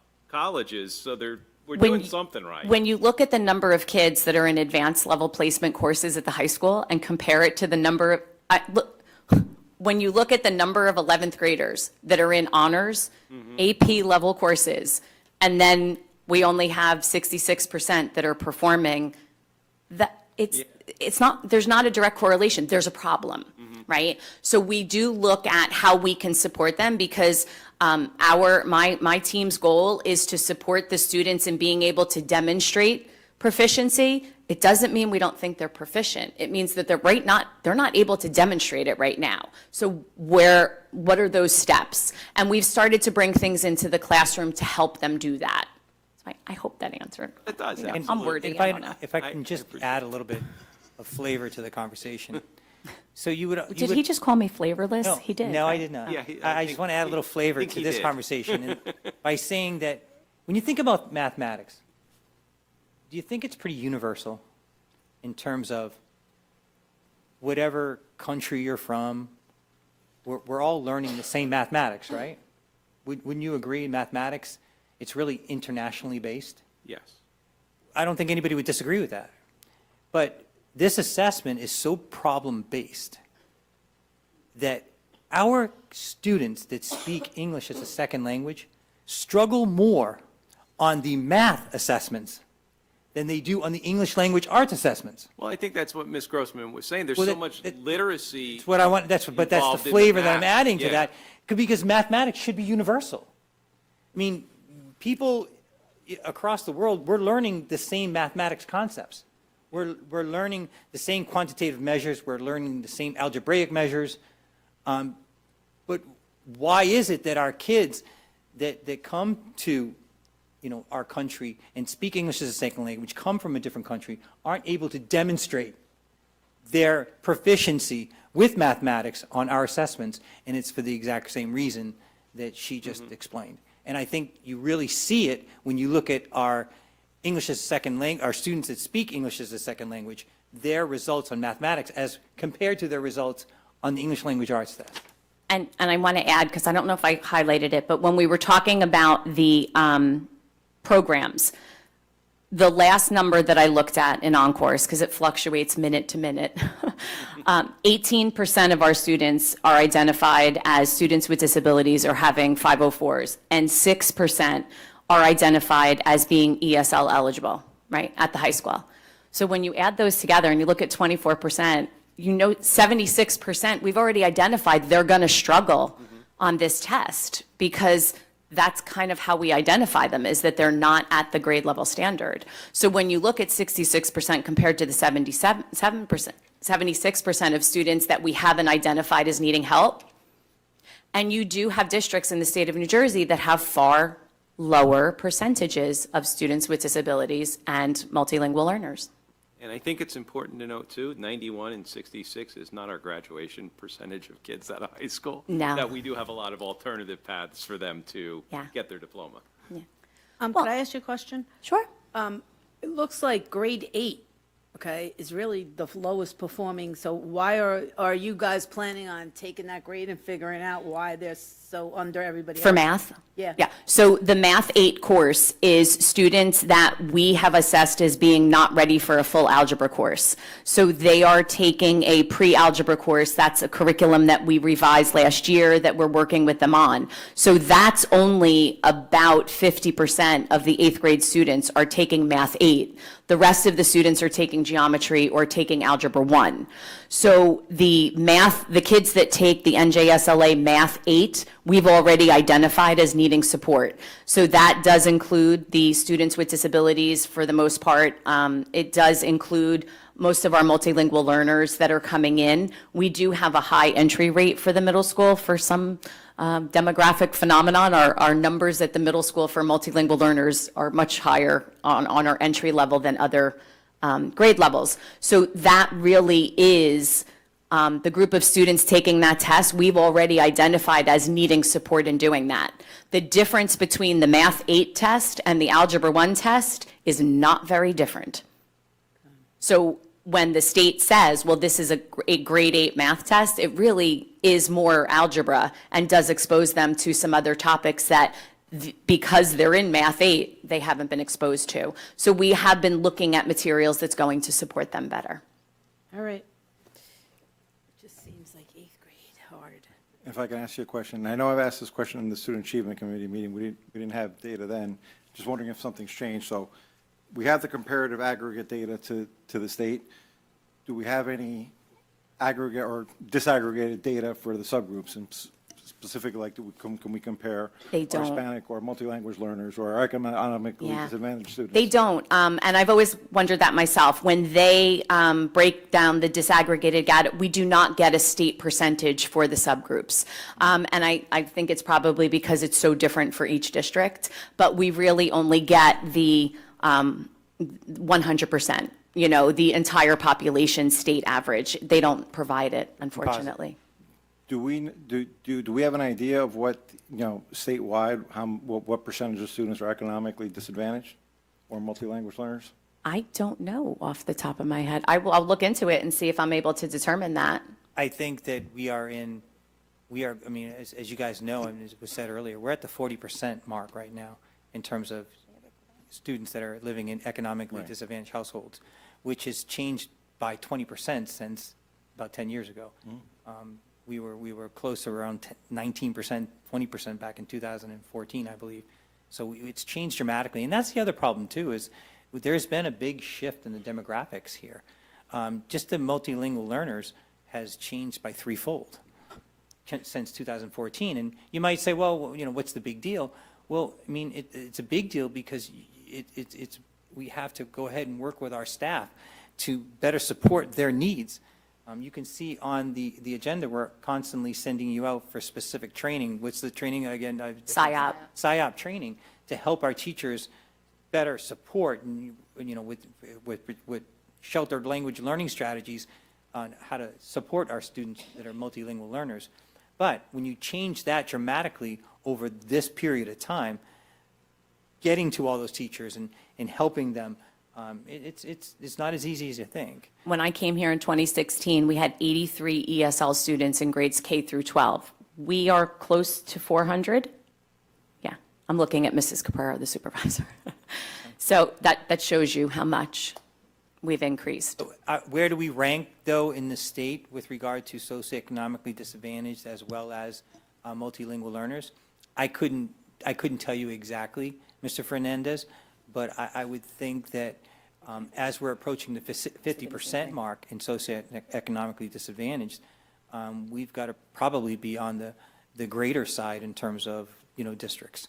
Yeah, and I believe so. That's one of the reasons why I brought that point up. Just doing a quick Google search, and we know that can never be wrong, okay? So don't quote me on the numbers, but I think we are statistically significantly higher. I Well, believe it the is- average might be closer to 30%. We're higher than the average. I definitely, in both regards, we're higher than the average. How much higher, I'm not sure. Right, so when we look at our numbers, again, I'm preaching to the choir here, but when we look at our numbers, and we only have the aggregate numbers for the state, I think that's something that the audience and the public needs to keep in mind, because it's completely different to compare a district with 41% disadvantage to a district that has 5% economically disadvantaged. Right. I can say that when the state looks at district factor group, the DFG, where you're kind of aligned to districts that are similar to us economically, there are 8 categories, and, starting with, the wealthiest, we're 5 down. So we're definitely in the bottom 50% of it economically for the state.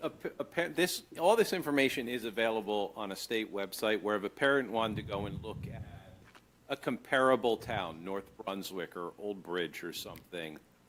Denellen, Middlesex, Old Bridge, South Plainfield, all are DFGs. But a parent could go on a website, and as much as people love to go on Facebook in this town and complain about our test scores, Yeah. 5 minutes of research and see that we're actually performing better than a lot of districts in the same economic group we Yeah, are. and that came up during the Student Achievement Committee about, looking at which districts are we comparing to.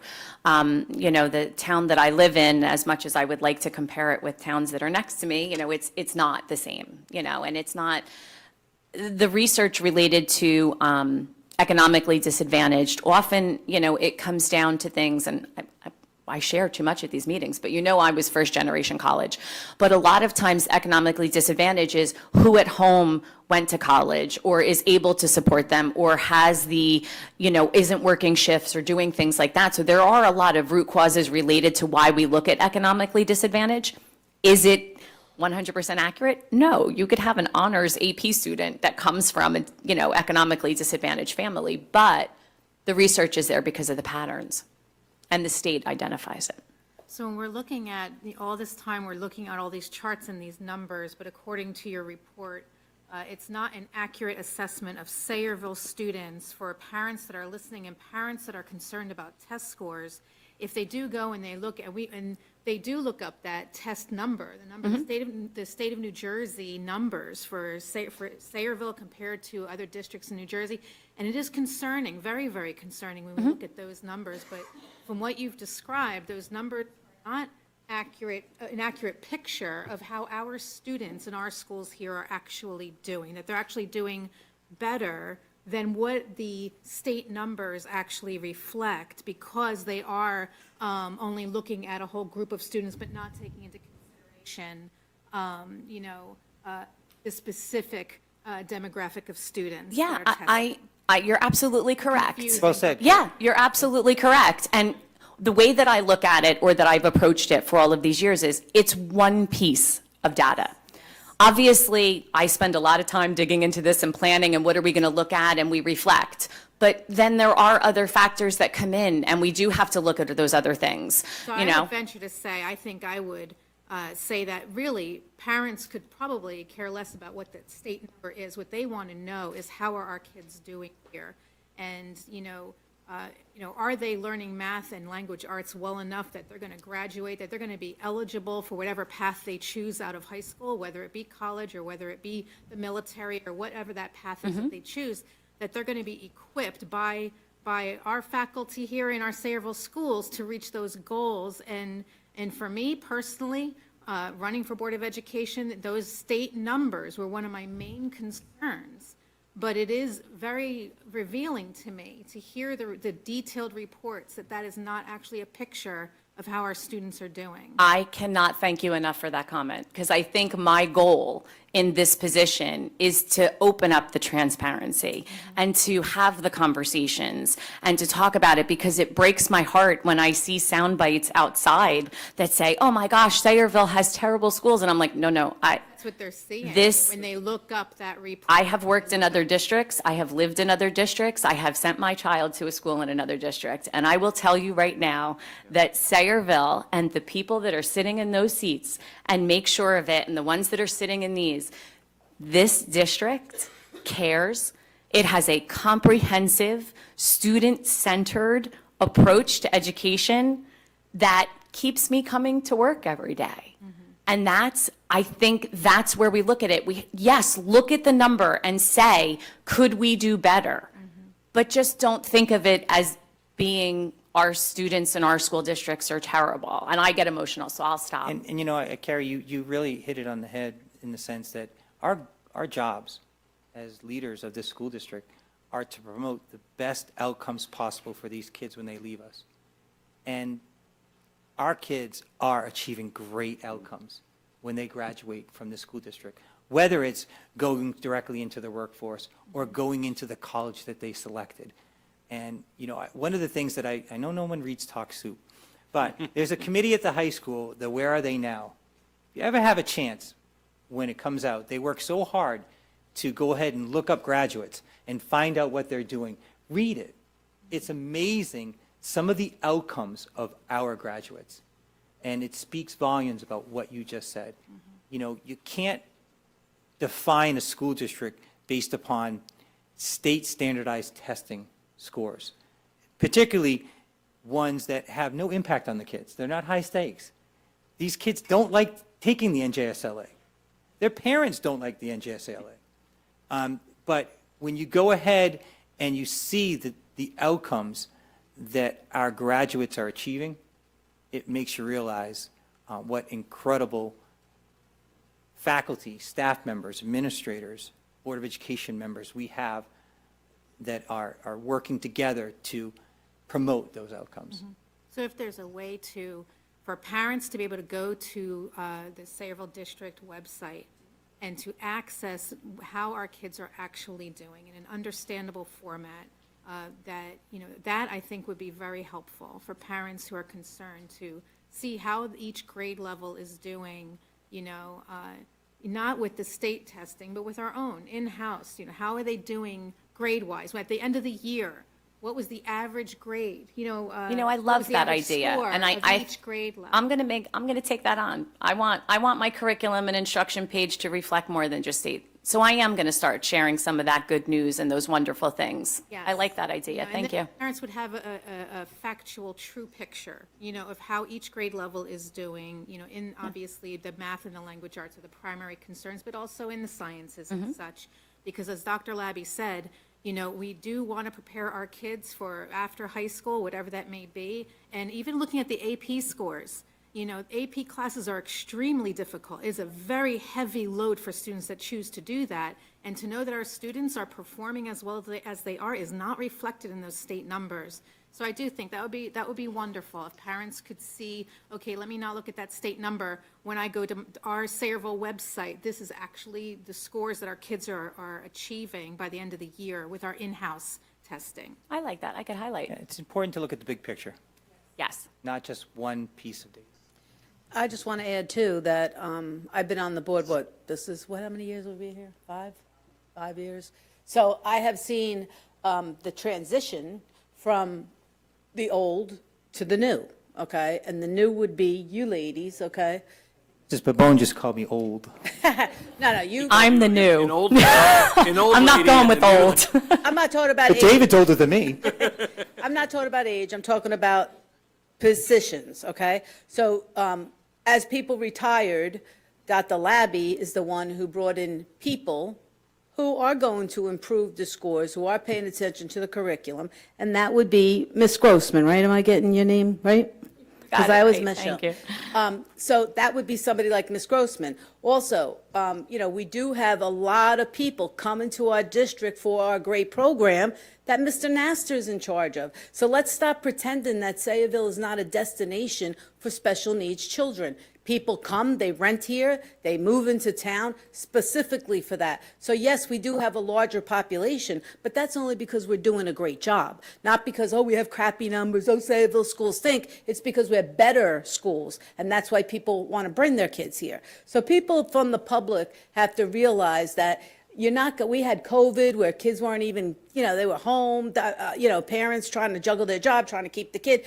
We had a lot of stuff going on here. So I think that with the improvements that this team has made, people that Dr. Labby has put in place, things that Mr. Nasser has been publicly recognized for, okay, we can't forget those things. So, you could bash it, you can complain, but the truth is, we are doing a good job. The Board of Ed is doing a good job voting these programs into place and these policies. And I just want to say, you really did improve things, and we're lucky to have you. Thank you, Eileen. Thank you so much. Any other questions or comments? So now to the most riveting part of our presentation tonight. On the quickest. Mr. Glock Malloy is going to share with you, and I said final, but these are our preliminary 2024-2025 HIB ratings. And I'm hearing some grumblings in the audience, Mr. Glock Malloy, so if you could go fast, I'm sure that particularly people at the high school and preschool would appreciate that. I certainly could. And next year, I want to go before Miss Grossman. Knew you were going to say that. I knew it. As Dr. Labby said, this is our preliminary HIB self-assessment numbers. And back at the end of last school year, we saw our student safety data numbers, which were referenced earlier tonight. And that's really our hard numbers. That's the information that indicates what has happened in a school year. The HIB self-assessment is a required part of our state submission requirement in which our principals and their anti-bullying specialists take a look at how they feel that our harassment, intimidation, and bullying programs are doing compared to what is required under the Anti-Bullying Bill of Rights. They complete the self-assessment. Following tonight's meeting, we will submit this to the Department of Ed, and then later in the spring, we'll actually get confirming or contrasting numbers back from the state as far as how did our self-assessment line up.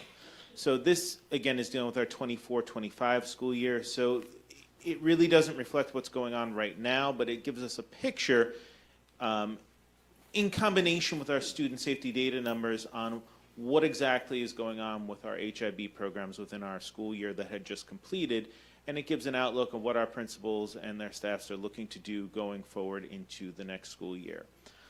So within that criteria, we have a number of categories that are part of the HIB self-assessment, 8 specific categories from our programs, our trainings, instructional programs for staff, our curriculum and instruction integration, HIB personnel, which includes both school and district level staff, how we report, how we investigate, and that all gets compiled into a matrix that the principals score from 0 to 3 within each category.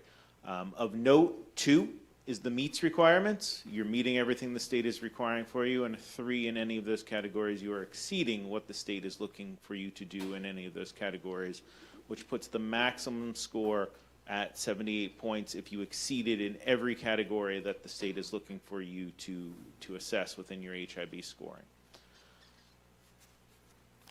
So taking a look at our actual numbers, which is the core of our presentation tonight, you can see our scores in each of those categories that were referenced. I also have them down there in smaller font for each of our schools within the district, as well as the district overall average for our HIB self-assessment scores. Again, these are just self-assessments by our principals and their anti-bullying teams. This will get submitted to the DOE after tonight's meeting, and we will get our final scores back come the springtime usually. I do have a comparison. We've been collecting this data since the onset of the Anti-Bullying Bill of Rights, and actually it's getting to the point where I think I have to start cycling off some of those early year datas. But what you do see there is that from the early years when the Anti-Bullying Bill of Rights and the HIB programs were brand new, our scores were significantly lower than they are as we've moved through the years. As we've gotten into the post-COVID years and are more aligned with current times, our numbers have stabilized. We have scores that have increased steadily over the last decade, and they've pretty much stabilized the last few years, where you only see a variation of a point or two up or down in any given school. And that's really what you would expect to see as our programs have stabilized, our trainings have stabilized. We know what the requirements are from the state, and the state hasn't really made any substantial changes to what is expected for us under the Anti-Bullying Bill of Rights or our HIB programs. The last metric in this report, which really aligns more with our student safety data numbers, but this is a requirement of the HIB self-assessment report as well, is where we look at our preliminary threshold determinations versus our investigation.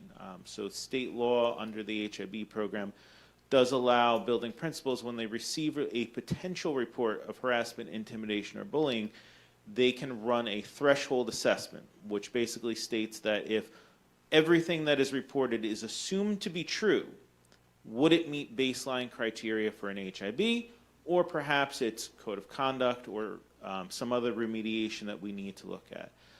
Under that criteria, if the baseline for HIB is not met, a building principal can deny the HIB investigation and pursue investigations through other means, such as code of conduct, and they submit that to the superintendent. Dr. Labby reviews those cases along with me, and we determine, does that comply with the HIB statute? And at that point, we can either accept the rejection from the principal's level, or it can be rejected back to the school for an investigation. The other avenue is that the investigation is done outright. There is no threshold determination, or a threshold determination was done and it was determined that an investigation needed to be completed, at which point a full investigation is done, and then those are reported both at every board meeting. Our HIB reports are in the board agenda, as well as in our student safety data numbers, both at the mid-year and at the end of the year of the school year. And that is the completion of our HIB self-assessment report for the moment, until it comes back in the spring. Go off. Questions for Mr. Glock-Malloy? I'm just looking at the number for the high school. Preliminary threshold determination was 0, but the investigation determination was 46. So I know that I'm not looking at this right. The preliminary is that it determines whether it meets that standard to move forward So what for it's investigation? actually a great question. What we usually see with the preliminary thresholds is at our younger grade levels, where students are still feeling out, what is bullying versus what is, somebody tripped in the hallway because they simply tripped, or a bag got knocked down. So you see with our elementary principals, they often do the preliminary assessment to indicate what is being reported. Is this something that is even in the HIB pathway? By the time you get to the high school, the students that are reporting HIB, or the parents that are reporting HIB, they know what is going on at that point. They know that this is not accidental or this is not a misunderstanding, that this is usually something that needs to be investigated by the school. So at the high school level, you very rarely see them do a preliminary determination. It's usually what is reported is fully investigated. And then it may be determined to be HIB or not at that point, but there's not really a need when you're dealing with 14 to 18-year-olds to do a preliminary determination, because at that point, the students, they know. If they're reporting HIB, they know, look, something happened to me today, and I need further investigation. Now, it may not end up being HIB under the law. Again, it could be code of conduct or something else. This is just simply saying the methodology of how we get into the HIB. Are we thresholding it to see does it meet the criteria, or are we just going direct into So investigation? my misunderstanding was that everything always goes through the preliminary before it gets It to does not have to. investigation. No, Okay, thank it does not have to. And that's really where the student safety data numbers tell you the better story, because that tells you what was founded to be an HIB versus what isn't. And that's also in the monthly report. And as Mr. Glockmalloy said earlier, the threshold is really for, if you take everything that's told to you and you assume it to be a fact that it happened, if those facts don't equal into HIB, that's when you can say, you know what, this is not HIB. And to his point, some of the things that we'll get at the elementary school are something like, on the bus, Sally looks at me, very, strangely. Things like that where, okay, even if Sally really was looking at you strangely, that doesn't mean that's HIB. Again, it's about education. It's about knowing what is HIB. But as they progress through the upper elementary school, into the middle school, and into the high school, they're fully aware of what would constitute HIB and what doesn't. I think the other part really is too that this is just one small part of our overall data system. Just because something isn't HIB doesn't mean that it's dropped at that point. And very often than not, something that isn't HIB could be a code of conduct violation or some other method that we have to remediate and work with our students in those situations. HIB is very specific criteria set forward in state law, and that is really what the principals are looking at with the thresholds. Again, somebody's looking at me. Well, at the elementary level, that may just be happenstance because of where you were sitting on the bus, where at the high school level, there's probably a little bit more to that at that point. And also the last thing too, in terms of the HIB or the Anti-Bullying Bill of Rights, which I believe was in 2012, the threshold is relatively new. The threshold was implemented, I think, 3 to 5 years ago. I'd have to look up the specific But date, it's I relatively feel new in like- comparison of how long that anti-bullying Bill of Rights has been around. So it also could be a comfortability with our administrators in terms of utilizing that. Thank you for elaborating. I appreciate it. Absolutely. Any other questions? I have, Sorry. Why is the middle school self-reporting a score that's 3 or 4 points lower than every other school? Mr. Norberger and I just had this conversation the other night. I figured I'd call Mr. Norberger out in this, so. Where the drop-off in points really comes is programs that meet the criteria for the HIB trainings and allotment programs. The middle school has a lot of other things going on. So the programs don't always match up specifically with what the state's looking at. So we actually just talked when we were compiling these numbers about, can we look at what we can do to take some of the programs we are and add to them or adjust them slightly so that they meet the HIB criteria? And that really becomes where it is just a data collection. I can assure you that what is the change in our numbers from our actual reports and our findings have, again, with our discipline data, has changed drastically at the middle school for the better. What we really need to look at is what do we need to do with the specific programs we're running to get them to hit those criteria for category, this yeah. report. Okay, So that makes sense. good question, because we saw that when we were putting that together, and we had actually just been starting to discuss that. Thank you. Because of the state law and their strict criteria, what constitutes HIB, okay? I see, like even today, some woman on Facebook, that's Sayreville parent, anonymously, went on and said, the things that her son, he's only in kindergarten, what he's been suffering, what should I do, who should I go with? And I mean, within minutes, there's so many comments about don't go to nobody, they don't care, they don't do anything. What do we really, if kids are not really committing an HIB because it doesn't meet the state criteria, but there's something going on, what are we doing in general with the kids to teach them how to behave with one another? Like, just saying, oh, be kind. I mean, that's the big thing. Be kind. Be kind does not tell you nothing, just says be kind. It doesn't, like, what do we do for the kids at the younger ages so that they don't become bullies? Because, there is bullying going on, even though it don't meet HIB. There's still bullying going on. There's still kids every single day come to our schools and don't want to come, and they're sad. And they are treated poorly by other students. So what do we do to teach these kids, not specifically, oh, you're picking on him, but don't pick on anybody? Do we have those programs?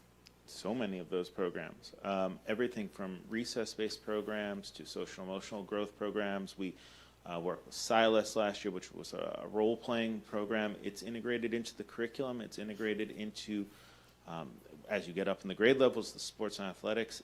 It is at pretty much every level from the moment those students get on the bus, with some of the trainings that our transportation program has done, to the moment they leave and every piece in between. There is no part of the school day where a staff member isn't working with their population of students to develop their social emotional growth and to work on resolving conflicts. It doesn't mean that they don't exist. And I would say when something does occur in the school environment, teacher, principal, guidance counselor are probably those first level steps, because if they don't know that something's going on, it's a lot harder for them to make those adjustments and to work with that student to try to identify are they having a conflict with the person sitting next to them? And maybe it's something as simple as moving a seat on the bus or moving a seat in the classroom, or maybe it's something more. Maybe there is something that needs to be investigated or met with the counselor, or they're struggling with any number of things. It could be part of language acquisition, or they're stressed for a test or something else. So I would say if there is something that is bothering any individual student as they come home, teacher, guidance counselor, and principal, teacher first first. level, That's absolutely. what their advice is? And if Go to I the can teacher? add on that, I mean, just because Because I don't want to send everybody to Dr. Lab. Just because someone's not determined to have committed an act of HIB, it doesn't mean they did not commit an act that violates our code of conduct. Right. And that's hard for parents to understand, too. So it may not be HIB, but it might be inappropriate behavior. So in accordance with our code of conduct, we go ahead and we address the conduct with, some form of corrective action. Now, we can't tell the parent what we do in that particular case because we can't violate a parent's or a child's right to privacy. But we go ahead and provide corrective action for the child that commits a violation of the code of conduct. The other thing that it's frustrating for parents is this. We can't go ahead and provide corrective action to a student unless we can substantiate what is being alleged occurred. And that's a problem too, because parents will say, my child is coming home and saying that this is happening. So our principals will go ahead and conduct an investigation. And those investigations can include witness testimony. They can include video surveillance. I mean, we have surveillance on the buses now. We have surveillance in our corridors, outside of our schools.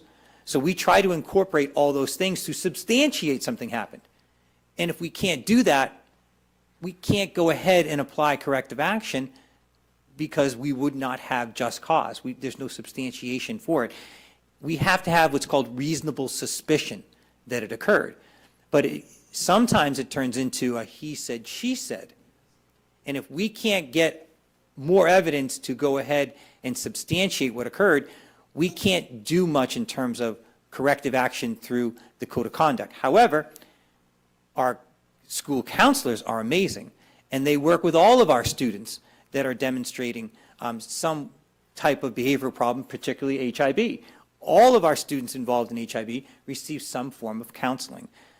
So just because, too, we are not applying the code of conduct, it doesn't mean that a teacher or a school counselor is not working with both the child that feels that they've been victimized, as well as a child who is alleged to have done something to somebody else. So I do know that there is a source of frustration for parents, because I've talked to many parents who get very frustrated with the fact that, this should be HIB, this is bullying, Dr. Labby. And then you have to explain, it doesn't fit the legal definition of HIB, and you've got to explain what the legal definition is.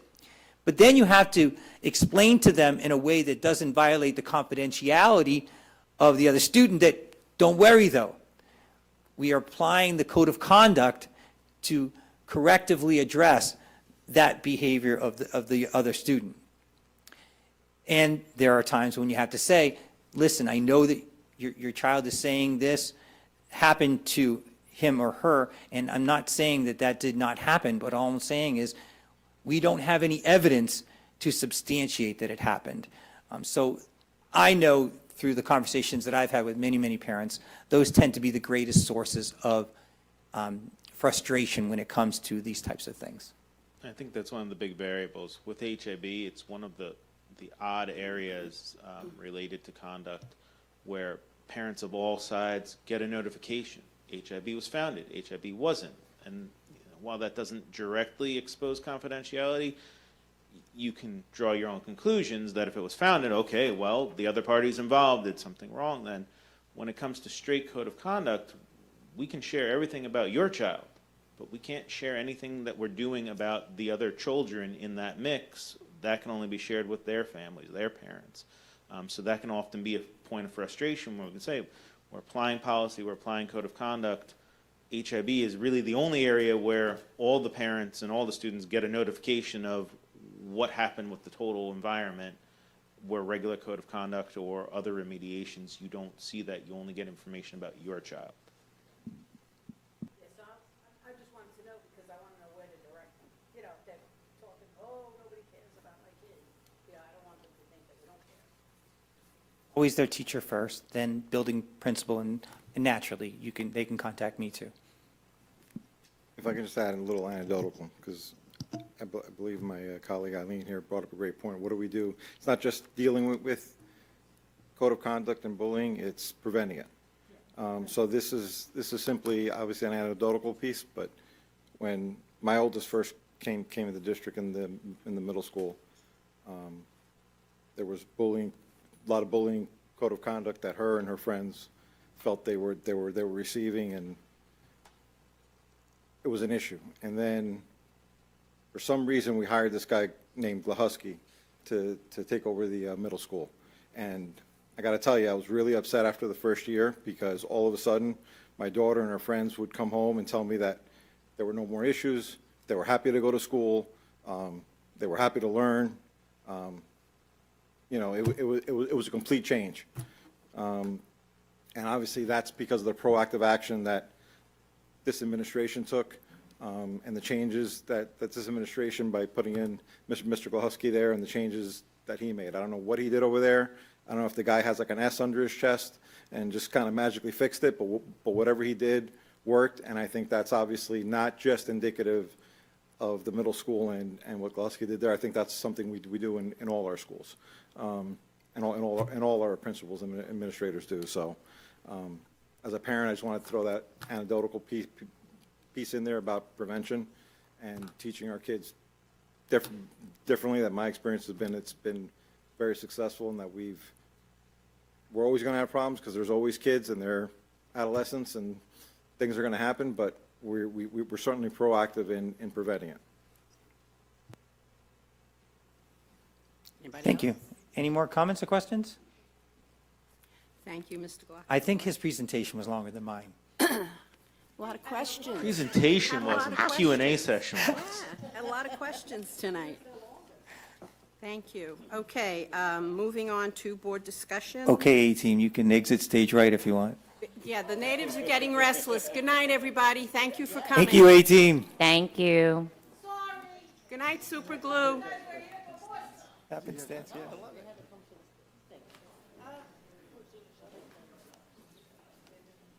Audrey said they can all have off on Monday. Oh, That is not true. They're off on Monday. Oh, you're right, we're on. Yes, they can have off on Monday. it doesn't affect tomorrow.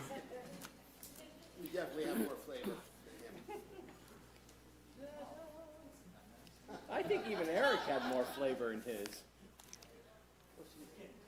Don, I make one mistake with a goal. Okay. Finance and Infrastructure. Mrs. Pabon, are you ready for us? I'm ready, I'll be quick. All right, Okay. so last Tuesday evening, the BOE Finance and Infrastructure Committee met. I am very pleased to announce that almost every project that was already discussed in the one portion of Dr. Labby's presentation, pretty much all the referendum things are done. There's punch list items. There's a few things that have to be done. Right now, they're working on going from air conditioning now, making our heat go on throughout all those schools. And I do want to say, Dr. Labby, you stole what I was going to say. I can't believe you actually said that Jimmy, okay, I was going to say that, everybody's always talking about, oh, the Board of Ed wastes money. We don't care about money. The truth is, we're very, very good with the money. Erin, who's not here right now, is a very good money manager.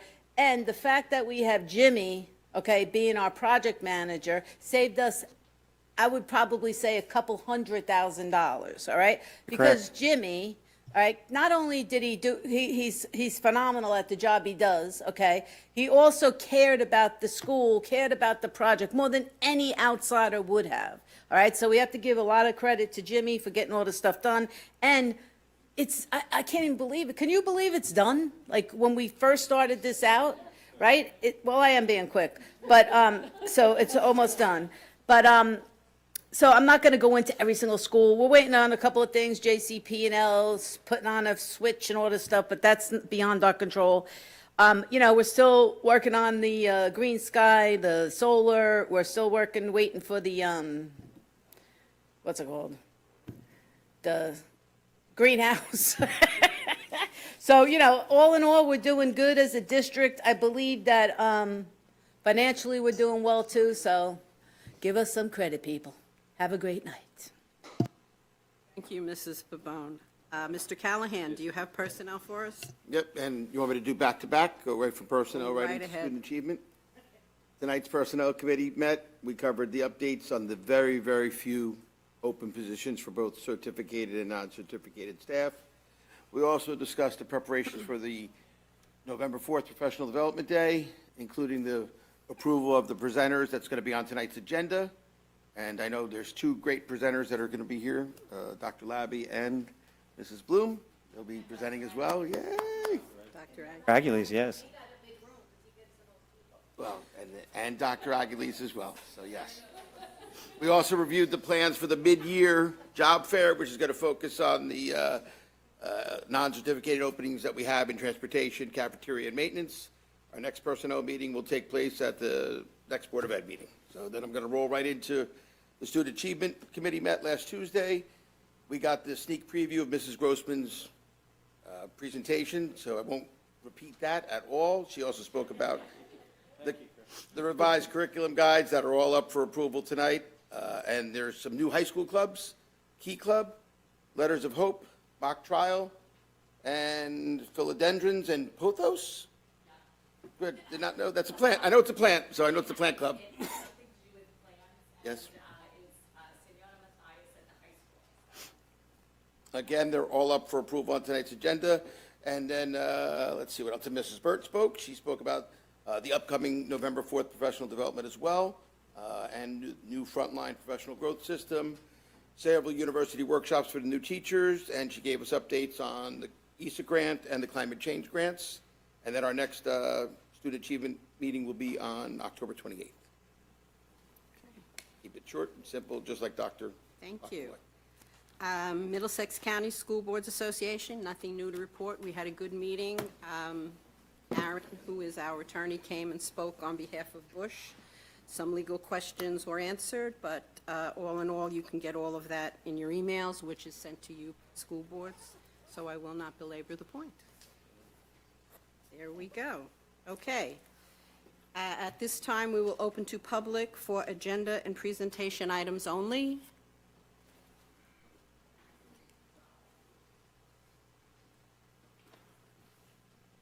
My name is Steven Chitkowski, Sayreville resident, 5 Road Street. I've only missed 2 meetings since January. I was out of town on both of them. I'm glad I was here for tonight. Tonight, was troubling to me, and it seems like maybe to all of you, there's all kinds of reasons why it's not troubling. I heard that there's 54% this past year of achievement, and the goal for this year is 57% achievement. That means that there's 43% that's not achieving. And I know that there's a group of haves, the kids who are taking AP courses, but what about everyone else who's not taking AP courses? You guys have to do better. Better. Don't shake your heads. Better. You were elected. This was my whole thing from the beginning. Sell the bleeping buses, sell the solar panels, go back and hire the other bus company because you need buses, and put that money into teachers. Hire more teachers. Let them deal with the ESL kids on their level instead of troubling the classrooms. Hire more teachers. Pay the teachers better. Don't put money into things that are bells and whistles that don't matter when it comes to education. You can say that there's, I forget how many percentage are handicapped or have learning disabilities. You can't change that. Hire new teachers to help those children. The ESL children, hire new teachers to help those children. Don't put money in places you don't need it. Electric signs, they're nice. Allow our students to do better. Several taxpayers, several residents should have their students, their children, do better. I mean, did you guys hear what you all talked about today? And it kind of went over everybody, like it was just, hey, we're going to do better and we're doing better, and 43% aren't going to do better. They're not going to achieve. That's your job. This was troubling more than any other meeting I've been here since January. With everything I've heard about spending money here and there, this was troubling. And it seems like this was kind of like, hey, business as usual. It's troubling. As a Sayreville resident, it's troubling. Thank you. Joe Campagna, I'm also a Sayreville resident, and I am also appalled at what I saw tonight, and I'm not going to let you get away with it. I sat here and witnessed members of this board, certain members of this board, our academic experts, and our superintendent blame low test scores on poor kids and immigrant kids. Go back and look at the tape, because that's what you did. It's pathetic. 54% and 39% meeting expectations. And then you say, well, there's a lot of poor kids here. What? Really? That's how we're going to frame this whole thing. I'm appalled at that. And then to hear the self-congratulatory patting on the back that you all have about how good you're doing, that's ridiculous. And to say you've been here for 5 years is not a boast. That, you want credit? Credit is 54% meeting expectations, 39% meeting expectations. There's your credit. And while that's happening, you're worried about making sure boys can go into the girls' locker room. That's your credit. That's what you get. Elected. You're all elected. We elect you to do a job. We're delegating that to you. We trust you to do a job so that our kids can be safe while you do the work of education. But apparently, we can't trust you for that. So I hope that everybody watching and everyone who sees this pays attention to these numbers. And by the way, don't say, oh, well, there's a boogeyman out there. All the other districts that are like us are okay. We're better than them. Really? Well, maybe you should have analyzed that. Why did a new member of the board have to point that out to you, that maybe year over year, you do this every year, right? Maybe you should have been looking at those districts and comparing them so the parents have a good idea. Or maybe you feel better about yourselves. Because right now, I don't feel good about it. It's pathetic. Thank you. Anyone else?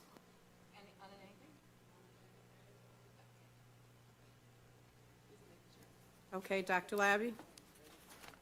We'll close public. Dr. Labby, would you please? Yes, and I'll try to go as fast as I can. Some of the important things, so let's start with finance. On page 3, number 15, we're asking you to accept a very generous donation made to us for four 6-foot rectangular picnic tables that were donated by the Truman School PTO to the Truman School at a value of about $3,100. So that's a great donation. We can't thank the PTO enough for that. Number 17, which you can find on page 3, we're asking you to approve the submission of a corrective action plan to the New Jersey Department of Agriculture for the 2025-26 school year, assuring that the appropriate action will be taken to ensure that the net cash resources that we have in our food services account do not exceed the 3 months' average expenditures. And to that point, number 18, you can see, which is on page 4, we are actually purchasing more food services equipment as a result of that corrective action plan. We'll continue to buy as much equipment as we can to get that surplus down. But don't want to say it's a good problem to have, but it's a problem that we have in terms of having to go ahead and spend some of that great surplus that we have generated through our food services account. Dr. Labby, I'm sorry, the numbers don't compaginate with what I have printed out. Okay. I think it does with what was sent via email to us. However, what's printed out has a number discrepancy. I think the issue was what was sent to us, there was number 12 missing, so actually, they just So need it to be changed pushed down. Yeah. They changed the numeration from my side. So I 15, apologize. 16, So yeah, that's yeah. probably the 19 and 20, I presume. Yeah. I apologize for that. So it should be 19 on page 4 and 20 on page 4. That work? The numeration?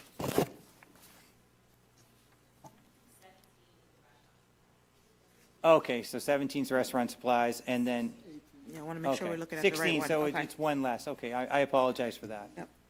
Sometimes I do my superintendent's report in advance when we do the initial agenda that goes out. Worries, I just wanted to make sure I was looking at the right thing. Thank you. So in the last one, number 38, we're asking you to approve an amendment to the previously approved agreement that we have with our architect, Spiesel, in which we had an up to amount of $650,490 for professional services for the transportation complex. Due to the fact that we had to do some additional professional services, that's on the addendum, by the way, number 38 on the addendum. I'll let you all get there. So we're asking you to approve roughly, it's going to be $42,000 more in professional services due to the fact that we had suspended the transportation complex project, and now we've reopened that project. So some additional professional services were required for engineering purposes. All right, everybody sees that, number 38 on the addendum. So are there any questions on those items or anything else on finance and infrastructure? I did have a couple of questions, if you don't mind. On page 3, the one you mentioned, so bullet point 15, which, and 16, we talked about, well, going to 15, it talks about rescinding or rejecting the bid provided by that. Is there any insight on what the vetting process looks like when it comes to those types of bids? I can't give you too much insight on that particular one, but I believe that the bid was too high. Okay. 'Cause Or this one, actually- so this one actually, mentions it was- the Iran Yeah, activities. it was missing. So Okay. it's defective because it was failing to comply with the bid specification. So they either missed a document that had to be provided with the bid, or they didn't actually address a bid specification. Gotcha, okay, thank you. And then, number 16, which talks about a corrective action plan. Yes. So it doesn't give any insight, as far as what the issue was, is that, So we've talked about that previously. okay, Basically, we have a surplus in our food services account. And that surplus is more than, it exceeds the 3 months average of our revenues. Dr. Labby, So most we of that have to spend surplus that was down. What? from all the ridiculous amount of money we were getting from the state during COVID, correct? Basically, it began with COVID. If you remember, during the pandemic, all of our students were receiving free lunch. And we were getting reimbursement from the federal government for those lunches, which created a surplus. We, based upon our salaries going up for our food services workers, we expected that surplus to drop because our wages were increasing and so forth. We have kept our food prices flat for the longest time. I can't remember the last time we raised the prices for our lunches. However, because our socially economically disadvantaged population has risen, we get more reimbursement now for those free and reduced lunches. So as our wages are going up, our free and reduced lunches are going up, which is causing us to continue to be in the black when it comes to our revenues as compared to our expenses. The state, or the Department of Agriculture says that that can't exceed more than 3 months' revenue, and it has. This was something that we addressed during last year's audit. Our auditors didn't pick that up this year because they know we're doing everything we can. We've purchased so much equipment for our kitchens, and we just can't purchase anything more. We're trying to identify pieces of equipment that we can replace, but obviously we don't want to replace brand-new equipment. Right. We've purchased 2 vans that our drivers use to, and we pay for drivers now to go ahead and transport our foods from our places where we cook it at the middle school, high school, and Samsel to our elementary schools. So we're working the best that we can at bringing down that surplus, but it's still above the 3 months' revenue. So we have to have a corrective action plan for it. And that's why you see, I mean, if you go back and look at our agendas, you know, there have to be at least 4 or 5 months where we're purchasing equipment, as we are tonight. But again, we just, you know, we're just in that situation where we have so many students now that are receiving free and reduced lunch, and we get full reimbursement for those lunches, that we're continuing to see either, it's either staying set in terms of our surplus, or our surplus continues to rise a little bit. Are we allowed to use that money for any other purpose, No, like to it's buy only a food new services. bus? It's only food services. It's an Damn. enterprise account, so it can only be used for food services purposes. And the department does want you to reinvest into the program, keep that a viable option going forward. Got it, thank you. On page 4, regarding the purchase orders, I guess, for Woodrow Wilson, so 6-inch stem casters, it seemed kind of high, $511.16 for 2. So just wondering, is that because is it a package of a couple of them, or? You said number what on page 4? Number 17, I'm sorry. Number 3 there, it says 2 6-inch stem casters were being ordered. Yep. So just the amount, when I looked on, because I didn't know what stem casters was, so I looked that up randomly and saw what it is those little wheels or what have you. So 2 of them for $511 each. That seemed kind of high. So is it a particular type that had to be? Yeah, I don't know what you are looking for when you search. These are industrial Okay. products or equipment, and we go ahead and we search for the best deal we can get, and we usually use purchase agreements with different places. So this time we found Hunterdon County Educational Services Commission was able to get us the lowest price Lowest possible. price, okay. Gotcha. Thank you. And of course, that was a bid too. So based upon that bid, those are the lowest prices we could get. And Dr. Labby, are we required to, because I'm not sure of this either, are we required for purchases like this to only go through state-approved sellers of things or Yeah, well, co-ops? you have a choice of a state contract or a cooperative purchasing, like. Agreement. like So you it's don't not like hear. we can go on Amazon and look for, Correct. And they all are industrial, commercial type equipment. And the cooperatives, that's what a cooperative is, right? They pre-bid it, and they get the best price they can, and then we're able to take advantage of that. and that's why we can go to Hunterdon County or Yeah. Sussex Well, County you have to have an or any agreement of with these them. So co-ops. we have to buy several through. ed services commissions now where we have agreements where we can shop around and find the lowest possible price.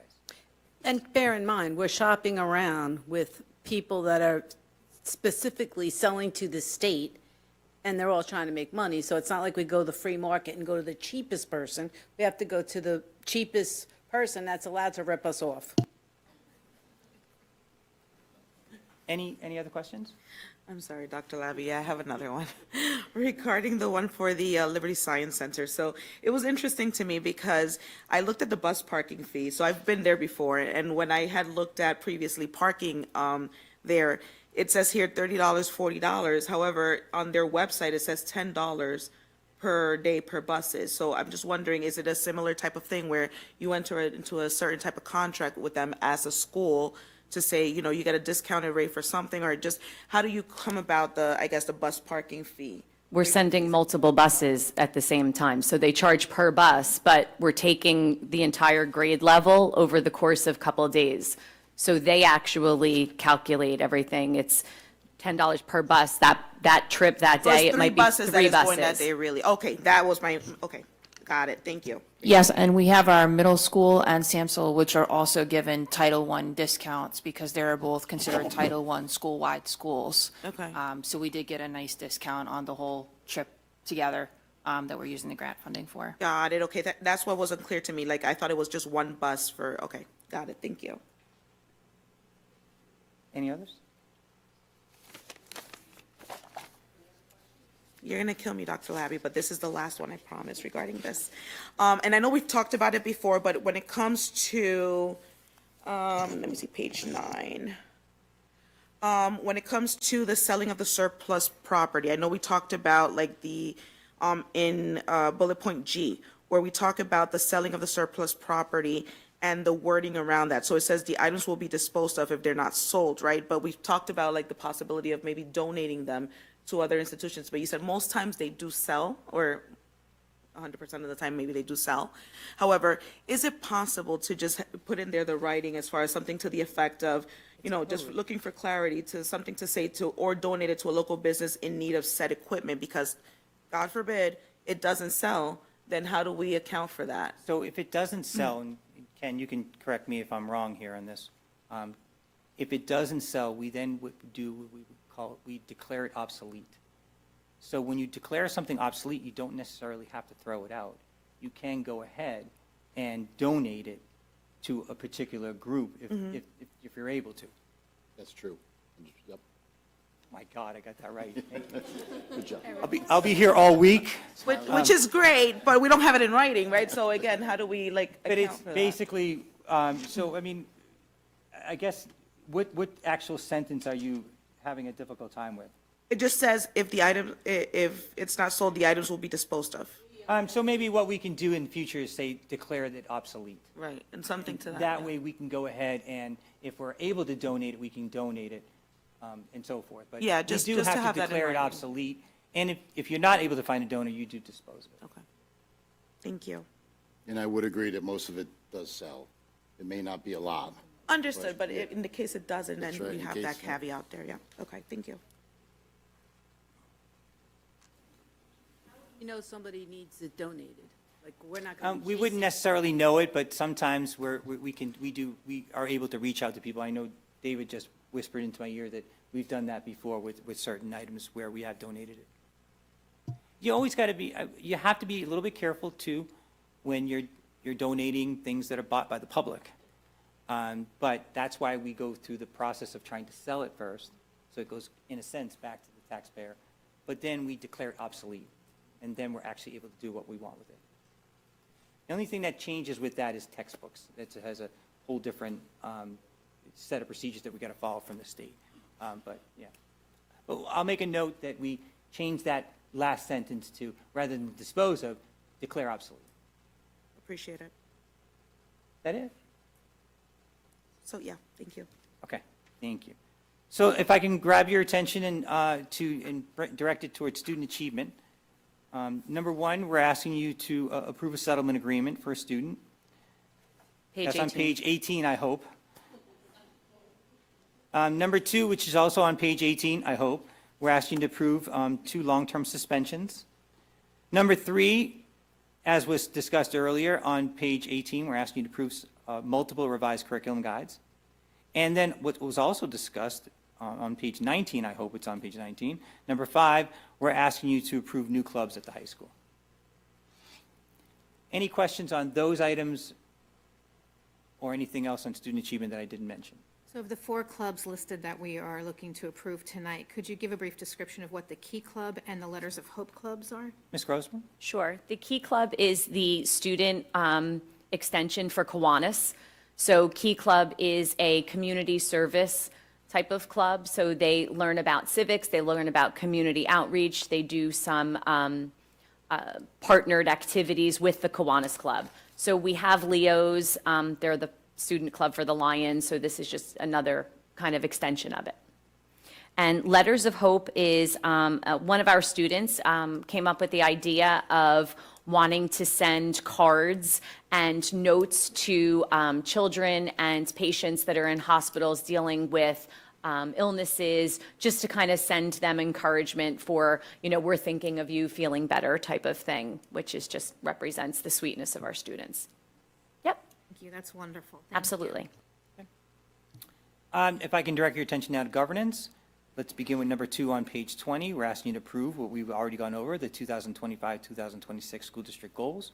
And then number 3, which we also already went over, the approval of school district budget development calendar for the 2026-2027 school year. And that's on page 20 also, I hope. Any questions on those items? All right, so finally in personnel, we do have a bittersweet moment, if you don't mind giving me a little bit more of your time, so we can talk a little bit about a special person that is retiring. So we're asking you to graciously accept the retirement of Catherine Barish, a beloved, longtime payroll clerk here in the school district, effective January 1st, 2026. After 25 years of dedicated service to the Sayreville Public Schools, we bid a fond farewell to Catherine Barish, affectionately known as Kathy, as she enters retirement. Kathy began her journey in 2000 as a clerk in the Special Services Office, transitioned to the Business Department in 2002 as the Accounts Payable Clerk, and was appointed Payroll Specialist in 2013. Throughout her career, she has been a model of hard work, warmth, generosity, and always ready to lend a hand and support her colleagues.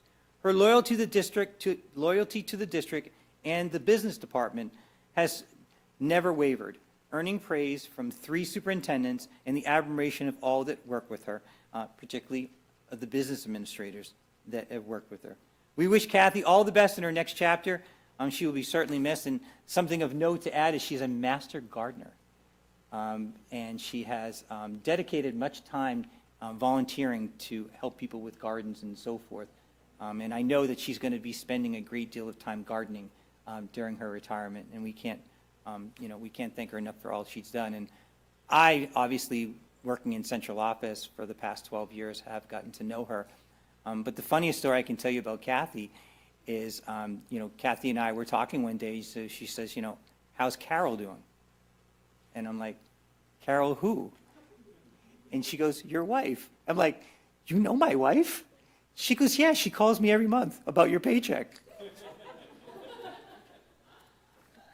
So, Kathy, if you're listening, my wife wishes you a very, very happy retirement. She thanks you for all the help that you gave her with navigating my pay stubs over the many, many years. So, but she truly is a delight.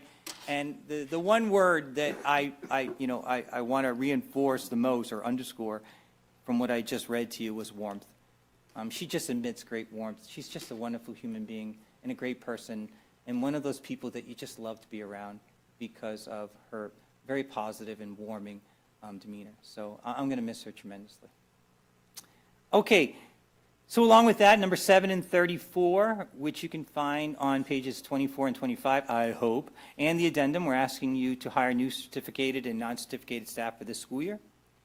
And then numbers 8 and 10, which you can find on pages 25 and 26, we're asking you to approve the transfer of certificated and non-certificated staff for this school year. And Mrs. Bloom, and finally, no, that's it. There are some coaches with their stipends as well that we're asking you to approve that I believe is also on page 26. That's number 11. And that does conclude my report.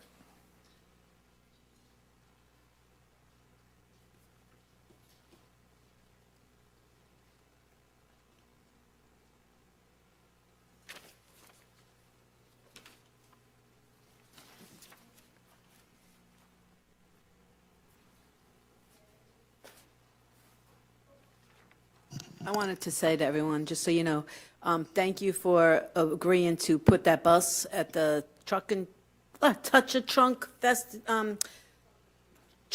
not trunk or treat, Touch a Trunk for Charlotte Joy. They had over 20,000 people attended, and they raised over $100,000. And for the fourth year in a row, our Sayreville bus was there for all the kids to, look at and get on and all that. So thank you very much. Well, and we thank you to Mrs. Pabon for paying for that.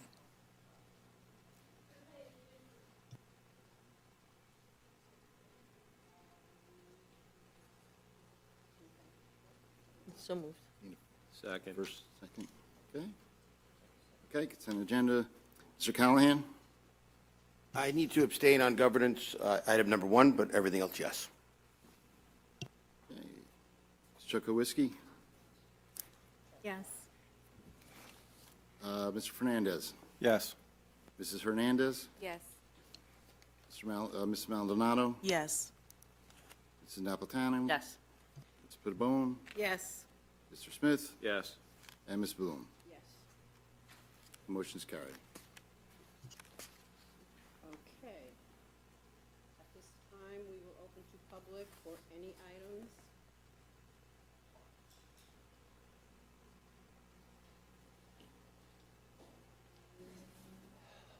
Stephen Chitkowski, Sayreville resident.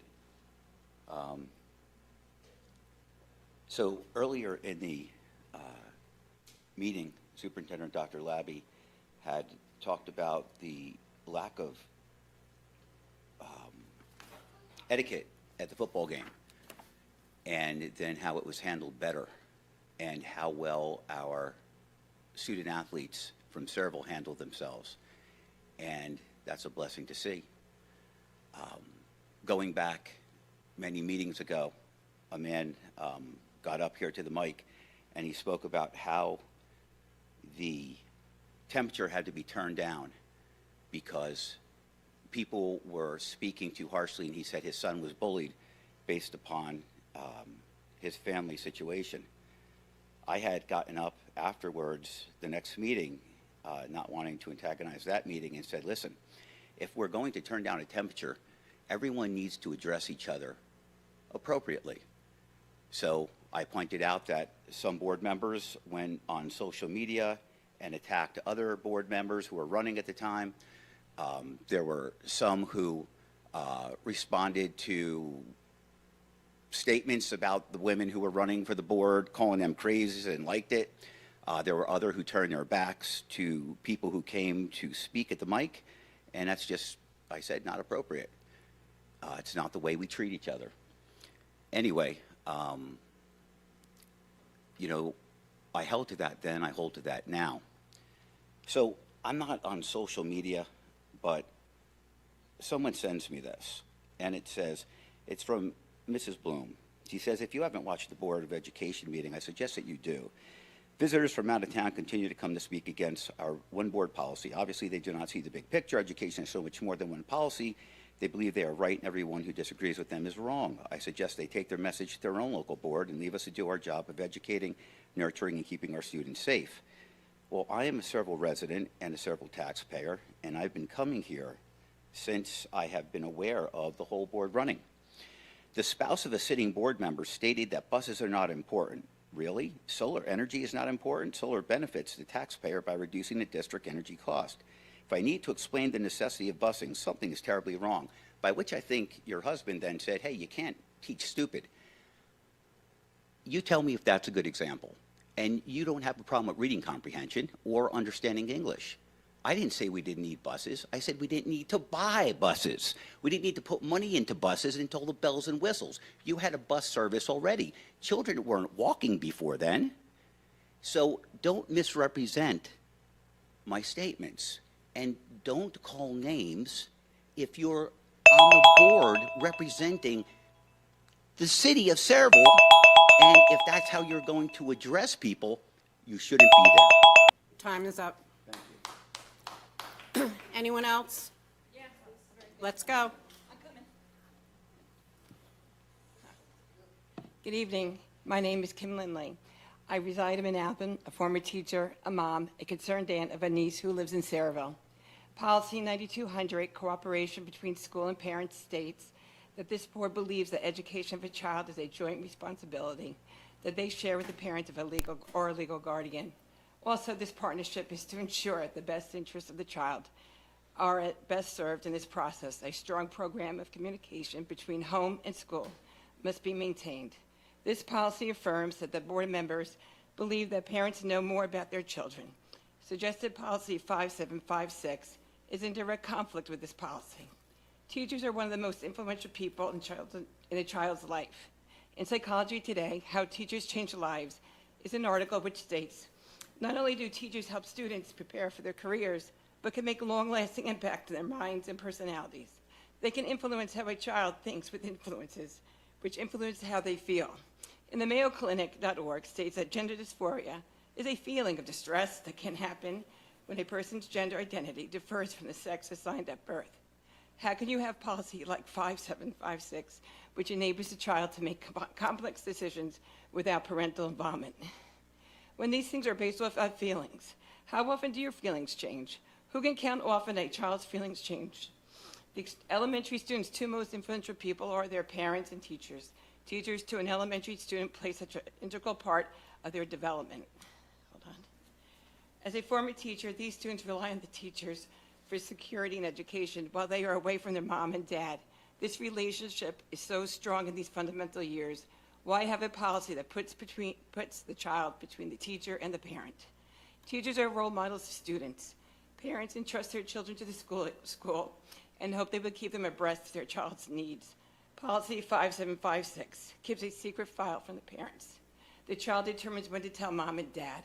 Teachers are in direct conflict with policy 9200. A social worker can act in lieu of the parent when the school doesn't believe the parents will be in favor of the new gender identity. The educational success of a student heavily depends on the teacher-parent relationship. Trust is key in this relationship. Teachers should be focused on inspiring students to learn. Please rescind policy 5756. Thank you for your time. Thank you. Anyone else?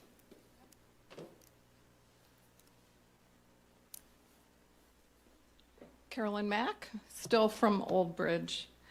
When I arrived here tonight, Dr. Labby was talking about the incident, the bad sportsmanship incident. And perfect segue to what one of the things I came to say tonight. Not a very good representation of that team that refused to shake hands, apparently, with the Sayreville sports team. I want you to know about an incident following a recent school board meeting where after the meeting I approached the board secretary, Erin Hill. All I wanted to do was ask her if she received an email that I had sent. I approached her with a smile. I extended my hand to shake and introduced myself. She pulled back, would not even shake my hand, and instantly 2 security guards came forward and told me I could not speak to anybody on the board, and I was told to leave. And yeah, there is a problem here with this school board. You have been insulting to more than 1 or 2 parents that have come to speak. We all remember what happened on May 7th, 2024, last year, after, 7 or 8 of us spoke. And we came with facts, we came with statistics. We told you why we were opposed to 5756. Following that, we were insulted, our words were maligned by Ms. Pabon and Mr. Labby, and I believe Jeff Smith was another one that spoke and maligned what we said. We were called haters. And yeah, the sportsmanship here, really bad, guys, really bad. You should assess yourselves on HIB. And I'm directing this to 6 of the board members, including Lucy Bloom, Jeff Smith, and Chris Kavanaugh, who are up for re-election. The 3 new board members obviously were not here yet. And yes, we've spoken many times against 5756. We will continue to do so until that policy is rescinded. And we have a right to be here, and you should know this. Under the Open Public Meetings Act, it doesn't matter if we live in Sayreville. You should all know that. It doesn't matter if I live 4 miles away in Old Bridge. I have a right to be here and I have a right to speak. I just invite anybody listening, watch the May 7th, 2024 board meeting to hear what we said, hear how our words were maligned, and hear the insults that came from Dr. Labby, Ms. Thank you. Thank you. Anyone else for public? Okay, seeing none, we'll close public. I will take a motion to adjourn. So moved. Second. Meeting adjourned.